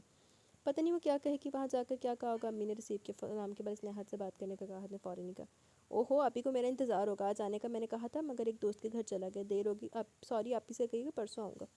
عجیب طرح کی مایوسی وجود پر طاری ہوتی. کھانا تیار تھا مگر کچھ کھانے کو دل نہیں چاہا. بستر پر لیٹا تو جیسے بستر پر کانٹے ہو گئے. ساتھ کے پلنگ پر نظر پڑی. وہ ویران خالی پلنگ سے شکوہ کے نہ تھا. کہاں تلاش کرے, کہاں چلے گی, کس سے پوچھے. اس کی شرم و حیا, اس کی عزت نفس کو ایسا دھچکا فرید کی اماں نے لگایا کہ اس سے ناراض ہو گئی. اب خالی کا اداس کمرہ, ویران پلنگ, میری وجہ سے, صرف میری وجہ سے. کل ایاز نے اس سے پوچھا, تم اسے سمجھانے میں کتنے کامیاب ہو, یقین نہیں کرے گا. اچانک فون کی گھنٹی نے سناٹے کو جمود کو توڑ دیا. اس وقت ایاز نے ڈرتے ڈرتے ریسیور اٹھایا. پھر ایک سکھ کا سانس لے کر مسکرایا. اتنی جلد وہ اس کی آواز سننے کی توقع نہیں کر رہا تھا. وہ اس آواز کا اس کے وجود کا عادی ہو چکا تھا. ہیلو, کہاں ہیں آپ, کہاں سے بول رہی ہیں. شکر کریں ایاز کے گھر میں نہیں ہوں. پلیز مجھے بتائیں, میں بہت پریشان ہوں. وہ بے صبرانہ تھا مگر اس وقت صبر کا دامن ہاتھ سے چھوٹتا محسوس ہوا. اپنے اصلی گھر یعنی آپ کی اماں جی کے پاس ہوں. او خدا, شکر ہے, میں بہت ڈر گیا تھا. میرے آنے کا انتظار تو کر لیتے. اس گھر سے میں بہت ڈر گئی ہوں. اب میں اس گھر میں ہوں جہاں مجھے پناہ ملی. خدا حافظ. فون بند ہوا تو وہ سکون کا سانس لے کر بستر پر گرا. رات کے 11 بجے بے سکونی, بے خوابی, گھر کی ویرانی. چل رو اپنی جان ابیر کے. آئزہ میکی آئی ہوئی تھی. باتیں کرتے کرتے خاصی رات ہو گئی. ابا جی تو سو گئے. آئزہ اور اماں جی بھی لیٹ گئی. دروازے پر دستک سن کر آئزہ کا بیٹا دوڑا. صحن سے اس کی خوشی سے چہکتی آواز آئی, امی مامی آئی ہیں. وہ بیگ اٹھائے اندر آیا. پیچھے ہما تھی. اس نے برقع اوڑھا ہوا تھا, اوپر شال بھی تھی. پھر بھی اسے سردی لگ رہی تھی. اکیلی, کیسے, خیریت تو ہے. آئزہ گفتگو تسار سے کرتی تھی. بہادر بھی ہو. بس دل چاہ قصور تک بس سے آئی. وہاں ایک فیملی اگلے گاؤں کے لیے ٹیکسی کری تھی. میں نے کہا چچا مجھے بھی راستے میں اتار دے تو میں کرایہ دے دوں گی. بڑے میاں خوش ہو گئے. دروازے پر اتار کر گئے. تو بیٹا تم نے نکلنے میں اتنی دیر کیوں کر دی, بارش آنے والی ہے, فرید کیوں نہیں ہے. اماں جی سے گلے لگا کر پوچھنے لگی. اس نے آئزہ سے کہا, آپا یہاں سردی بہت زیادہ, مجھے پلیز کھانا دے دے, بھوک لگی ہے. کھانے کا اعلان کر دیا کہ مجھے نیند آ رہی ہے. آئزہ نے اسے چائے بھی بنا کر دی. تھکن اتر گئی تو اپنے کمرے میں سونے چلی گئی. عامر اس کے ساتھ ہے. مامی میں آپ کے پاس سوں گا. نانی کہتی ہیں آپ اکیلے میں ڈریں گی, میں آ جاؤں. ہما نے اجازت دی تو خوش ہو گیا. وہ باتوں کے موڈ میں تر. ہما کی ساری فکر پریشانی رفو چکر ہوگی. اسے خود بھی حیرت تھی کہ اس پریشانی اور تھکان کے باوجود اتنی نیند کا غلبہ کیوں ہے. چونکے پر چونکے آ رہے ہیں. پھر پتہ نہیں کب وہ سو گئی. دروازے پر دستک ہونے والی دستک نے اسے جگایا. عامر اٹھ کر دروازہ کھولا تھا کہ چلا, ہائے ماموں, ماموں آ گئے. ہما کی نیند پھک سے اڑ گئی. فرید نے اندر داخل ہوتے ہوئے عامر کا ہاتھ پکڑ کر اسے باہر دھکیل دیا اور دروازہ بند کر کے مڑا. وہ بیچارہ باہر سے دہائیاں دیتا رہ گیا. میری چپلیں, میری چادر. معلوم ہے کتنی مصیبت اٹھائی ہے میں نے. وہ کس قدر بدلے ہوئے لہجے میں ہما سے مخاطب تھا. وہ تو تعجب سے دیکھتی رہ گئی. مسجد سے گھر آیا, دروازہ بند, گھنٹی, آوازیں سب بیکار. لاک ماسٹر کو منتیں کر کے گھر سے پکڑ کر لایا. گھنٹہ لگ گیا. اندر آیا, تم کا رو رو کر راحت کو فون کیا. یقین تھا کہ وہیں ملو گی مگر مایوسی. بستر پر لیٹا تو اس میں کانٹے نکلے. اپنی قسمت کو کوس رہا تھا. کہاں جاؤں, کس سے پوچھوں. تو خود سے پوچھ لیتے. اللہ نے عقل دی ہے تو عقل استعمال بھی کر لینی چاہیے. وہ چڑھ گئی. بس پھر فون نے مسئلہ حل کیا. شکر ادا کیا. شکرانے کے نفل پڑے اور چل پڑا. وہ اپنی داستان سنانے میں ہمہ مصروف تھا. کوئی ٹیکسی گاؤں کے لیے نہ ملی. ایک ٹیکسی سے قصور ہے, وہاں رکشہ ملا جو ادھر کا ہی تھا. اب یہاں اندھیرا, دیوار پھاند کے کوداؤں, پیر مڑ گیا. اب آئیڈیکس تلاش کرو, مالش کرو ورنہ صبح تک لنگڑا ہو جاؤں گا. آفت کیا تھی آنے کی, صبح آ جاتے. وہ تنک کر بولی. میں نے سوچا تم انتظار کری ہوگی. کس قدر جلدی آپ سے تم کا سفر طے ہوا. واہ, جو شخص مجھ سے پیچھا چھڑانا چاہ رہا ہوں میں اس کا انتظار کیوں کروں گی. میری نیند خراب کر دی اور یہ مالش والش کرنے کی میری عادت نہیں ہے. چپ کر کے سو جا, صبح ملاقات ہوگی. شب بخیر. وہ لیٹنے لگی تو فرید نے اس کا ہاتھ پکڑ لیا. یہ ملاقات صبح تک جاری رہ سکتی ہے. لہجہ بے حد اپنائیت لیے ہوئے تھا. آنکھوں میں التجا, جذبوں سے چور آواز و شفاف آئینہ جیسی آنکھوں کی خواہش ٹھکرانے کی ہمت ہی نہ رہی. ہما کی نظر جھک کے ساری تراری رخصت ہو گئی. چلو آج جن آنا دے پتہ لگا کہ جی بیاہ ہویا لان دیجیے. وہ دن ہی مبارک تھا. اماں جی کی خوشی کی حد نہ رہی. بیٹا بہو دونوں کی رونق سے گھر جگمگا رہا تھا. خوش قسمتی بھی فرید کے قدم چومنے کو بے قرار تھی. ناشتہ ہو رہا تھا. عائزہ کے شوہر کا فون سعودی عرب سے ہے. وہ 2 ماہ سے جدہ میں تھا.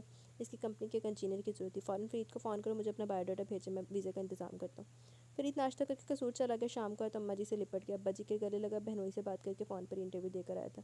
دیکھو بیٹا, یہ میری خوش بخت بہو کے قدموں کی برکت ہے. اماں جی آپ کی دعاؤں کی برکت ہے. ابا جی کی نمازوں, ان کے سجدوں کی برکت ہے. فرید واقعی ماں باپ کے حصار میں تھا. ان کی تربیت اور دعاؤں کے حصار میں اللہ اس پر باقی مہربان تھا۔ 1 ہفتے میں اس کی روانگی کے انتظامات ہو گئے۔ کرشن نگر کا گھر اس نے کرائے پر دے دیا۔ یہ گھر مجھے میری اوقات یاد دلاتا رہے گا۔ ماں باپ ساس سسر کی دعاؤں کے ساتھ وہ چلا گیا۔ ہما کے لیے اس کے دل میں اس قدر کشادگی اور محبت ہو گئی کہ وہ اس کا اظہار کرتے ہوئے شرماتا تھا۔ قسمت ہما پر بھی مہربان تھی۔ اس کے پاسپورٹ ویزے کے انتظام بھی 2 ماہ لگے، پھر وہ بھی عائزہ کے ساتھ ہی سعودی عرب روانہ ہو گئی۔ 2 ماہ کی جدائی بھی اب ان پر شاک گزری تھی۔ جدہ ایئرپورٹ پر فرید نے ان کا استقبال کیا۔ زندگی ایک حسین راستے پر گامزن تھی۔ ہما تو اللہ تعالیٰ کا شکر ادا کرتے نہ تھکتی، فرید بھی اس کا ساتھ دیتا۔ جب موقع ملتا دونوں عمرہ ادا کرتے، اکثر جمعے کی نماز کے لیے مکہ مکرمہ چلے جاتے۔ ایسی پاک باز زندگی کی توقع تو نہ تھی۔ اگر وہ سوچتی اگر ایاز ہوتا نہ جانے کیسی بھیانک زندگی گزاری ہوتی۔ صحیح کہا اللہ جو کر دے بہتر راستے کر دے۔ فرید نے اگلے سال ہی اپنے والدین کو بلا کر حج کی سعادت خود بھی حاصل کی۔ والدین کو حج کرائے، اس کے اگلے سال ہما کے والدین کو بھی حج کی سعادت نصیب ہوئی۔ 6 سال میں فرید نے اتنا کما لیا کہ عرصہ دراز تک بغیر کچھ کام کے بیٹھ کر زندگی گزار سکتا تھا۔ ماں صدقے جائے کیڑے کروں دی خزانے دے وچ جاب لگی، سانو بھی دس دیو کوئی، اسی بھی جاب دی تلاش چ۔ یوں بھی گاؤں میں زمینیں تھیں۔ 7ویں سال وہ جڑواں بیٹوں عاصم اور سائم اور 6 ماہ کی صحت مند گلگوتھنی حیا فاطمہ کو لے کر لاہور ایئرپورٹ پر اترے تو پورا خاندان استقبال کے لیے جمع تھا۔ عائشہ نے فوراً حیا کو گوشت میں بھر لیا۔ آپی یہ میری اور میری ہیرا آپ کی، میرا کاظم آپ کا، اب ان دونوں میں سے کون سا میرا، اس کا فیصلہ آپ کریں گے۔ وہ عاصم اور سائم کو چوم رہی تھی۔ اوفو عائشہ کی جلد بازی، ہما ہنس کر رہ گئی۔ شادمان میں ہما کے والدین کے گھر کے قریبی فرید کے سرمایہ سے ابا نے ایک اچھا سا گھر خرید لیا۔ فرید کے والدین پچھلے سال سے اسی گھر میں رہائش پذیر تھے۔ فرید 1 سال پہلے آ کر ماں باپ کو یہاں چھوڑ گیا تھا، کیونکہ بڑھاپے میں وہ گاؤں میں تنہائی محسوس کرنے لگے تھے۔ یہاں ہما کے گھر والے ان کا خیال رکھتے تھے۔ انیزہ کے میاں نے بھی لاہور میں رہائش اختیار کر لی تھی۔ انیزہ بھی قریب ہی رہتی تھی، اس لیے فرید مطمئن تھا۔ چند دن ملنے میں لانے میں گزرے۔ ہما کی ساری توجہ ساس سسر کی طرف تھی۔ بچوں کی وجہ سے گھر بھرا بھرا لگتا، انیزہ بھی روز آ جاتی۔ پھر اس شام جب شام کی چائے کے لیے کسی عزیز کی دعوت پر جانے کے لیے وہ سب تیار ہو کر باہر نکلے، گیٹ کھولا تو باہر سے آتے مہمان کو دیکھ کر فرید ٹھٹک گیا۔ ایاز! فرید کے دونوں جانب اس کے دونوں خوبصورت بیٹے، فرید کی گود میں چلبلی گولڈن بالوں والی، نیلے کان جیسی اجلی آنکھوں والی حیا، اور برابر میں ابھی بھی آ کر کھڑی ہوئی برقع پوش ہما۔ ایاز پر تو عجیب سحر طاری ہو گئی۔ اس نے آگے بڑھ کر فرید سے ہاتھ ملایا۔ ادھر سے گزرا تھا، گیٹ کھلا تو سامنے تم نظر آئے، تم تو پکے مولوی بن گئے۔ دونوں بچوں سے ہاتھ ملا کر اس کے نام پوچھ کر پیار کیا۔ حیا کو انگلی سے چھوا تو برا مان گیا۔ مستقل آ گئے ہو، گھر اچھا خاصا شاندار لیا، مبارک ہو، بچے بہت پیارے ہیں تمہارے، ماشاءاللہ خوش قسمت ہو یار فرید تم۔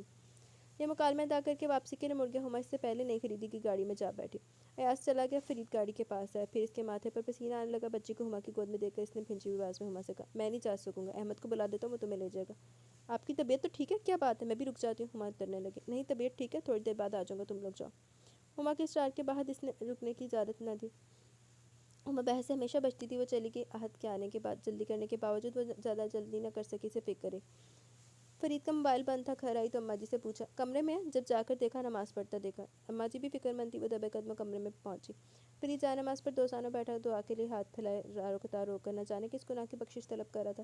اے میرے رب معاف کر دے، بخش دے میری خطائیں، میں بہت گناہ گار ہوں، میں بددانا چیز تیری نعمتوں کا شکر گزار ہوں، میں نے گناہ کیا، مجھے بخش دے یا اللہ، میرے غرور کی سزا میرے پیاروں کو نہ دینا، میرے اللہ مجھے معاف کر دے، معاف کر دے، معاف کر دے۔ وہ رو رو کر بس معافی طلب کر رہا تھا۔ ہما نے اس کا گندا تھپکا پانی لا کر پلایا۔ کافی دیر کے بعد اس کا دل ٹھکانے پر آیا۔ کیا ہوا تھا؟ ہما نے نرمی سے پوچھا۔ بس ایسے، ایاز کو دیکھ کر میں نے اپنی قسمت پر فخر کیا کہ جیسے تم جیسی نیک فرما بردار بیوی اسی کے بہانے سے ملی، میرے بچے مجھے غرور ہوا تھا، میں خدا کو بھول گیا، یہ گھر، یہ دولت، سب کچھ اللہ کی مدد، اس کی عنایتوں کے سبب ملا، مگر اس وقت میں اپنے پروردگار کو بھلا بیٹھا۔ ایاز کے سامنے مجھے اپنی برتری کا احساس ہوا، مجھے اتنی نعمتیں میری کوششوں سے نہیں، میرے اللہ کی مہربانی اور رحمتوں کے سبب ملا، میں کیوں بھول گیا، میں گناہ گار ہوں، معافی کا طلبگار ہوں۔ جب ایاز نے بچوں سے ہاتھ ملایا، ان سے بات کی، جب اس نے حیا کو چھوا، اس کی آنکھوں میں ایک حسرت، اس کے چہرے پر ناکام زندگی کا اثر صاف نظر آیا، تب مجھے اپنی خوش قسمتی پر، اس سے برتری پر فخر ہوا۔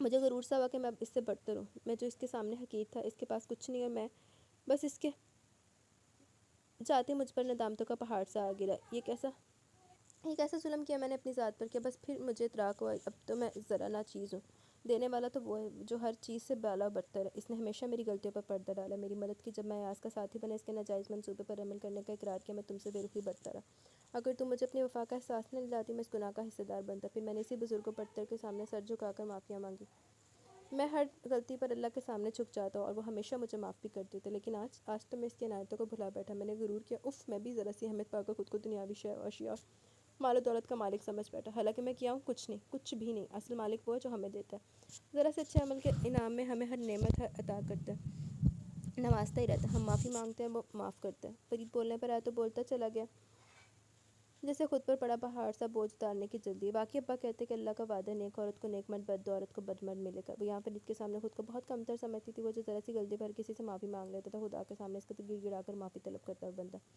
واقعی معاف کرنے والی تو وہ عزت و شان والی اعلیٰ و برتر ہستی ہے جو بے نیاز اور اپنی رحمتوں کے خزانے لٹاتی رہتی ہے۔ مانگنے والوں کا احساس بھی اور مانگنے کا تو لطف ہے ہی، خواہ نعمتیں خواہ معافیاں، وہ معاف کرتا اور کرتا ہی رہتا ہے۔ ابا نے ایک بار کہا تھا کہ ایاس جیسے بے دین کو بیٹی دے کر جو غلطی کی فرید کو قبول کر کے اس کی تلافی کرا۔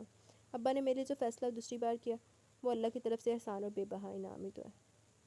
ختم شد۔ جی تو گائز ہمارا یہ ناول اپنے اختتام کو پہنچا، کیسا لگا ناول؟ مجھے تو ناول پسند آیا، اچھا ناول تھا، لیکن بس فرید نے بھی جو میرے کو سن لی ہیں تو آپ کو کیسا لگا بتائیے گا ضرور۔ انشاءاللہ جلد ملیں گے نیو ناول کے ساتھ۔ ابھی مجھے آوازیں پڑ رہی ہیں، میں نے کھانا کھانا ہے، تو مجھے اجازت دیں، اللہ حافظ۔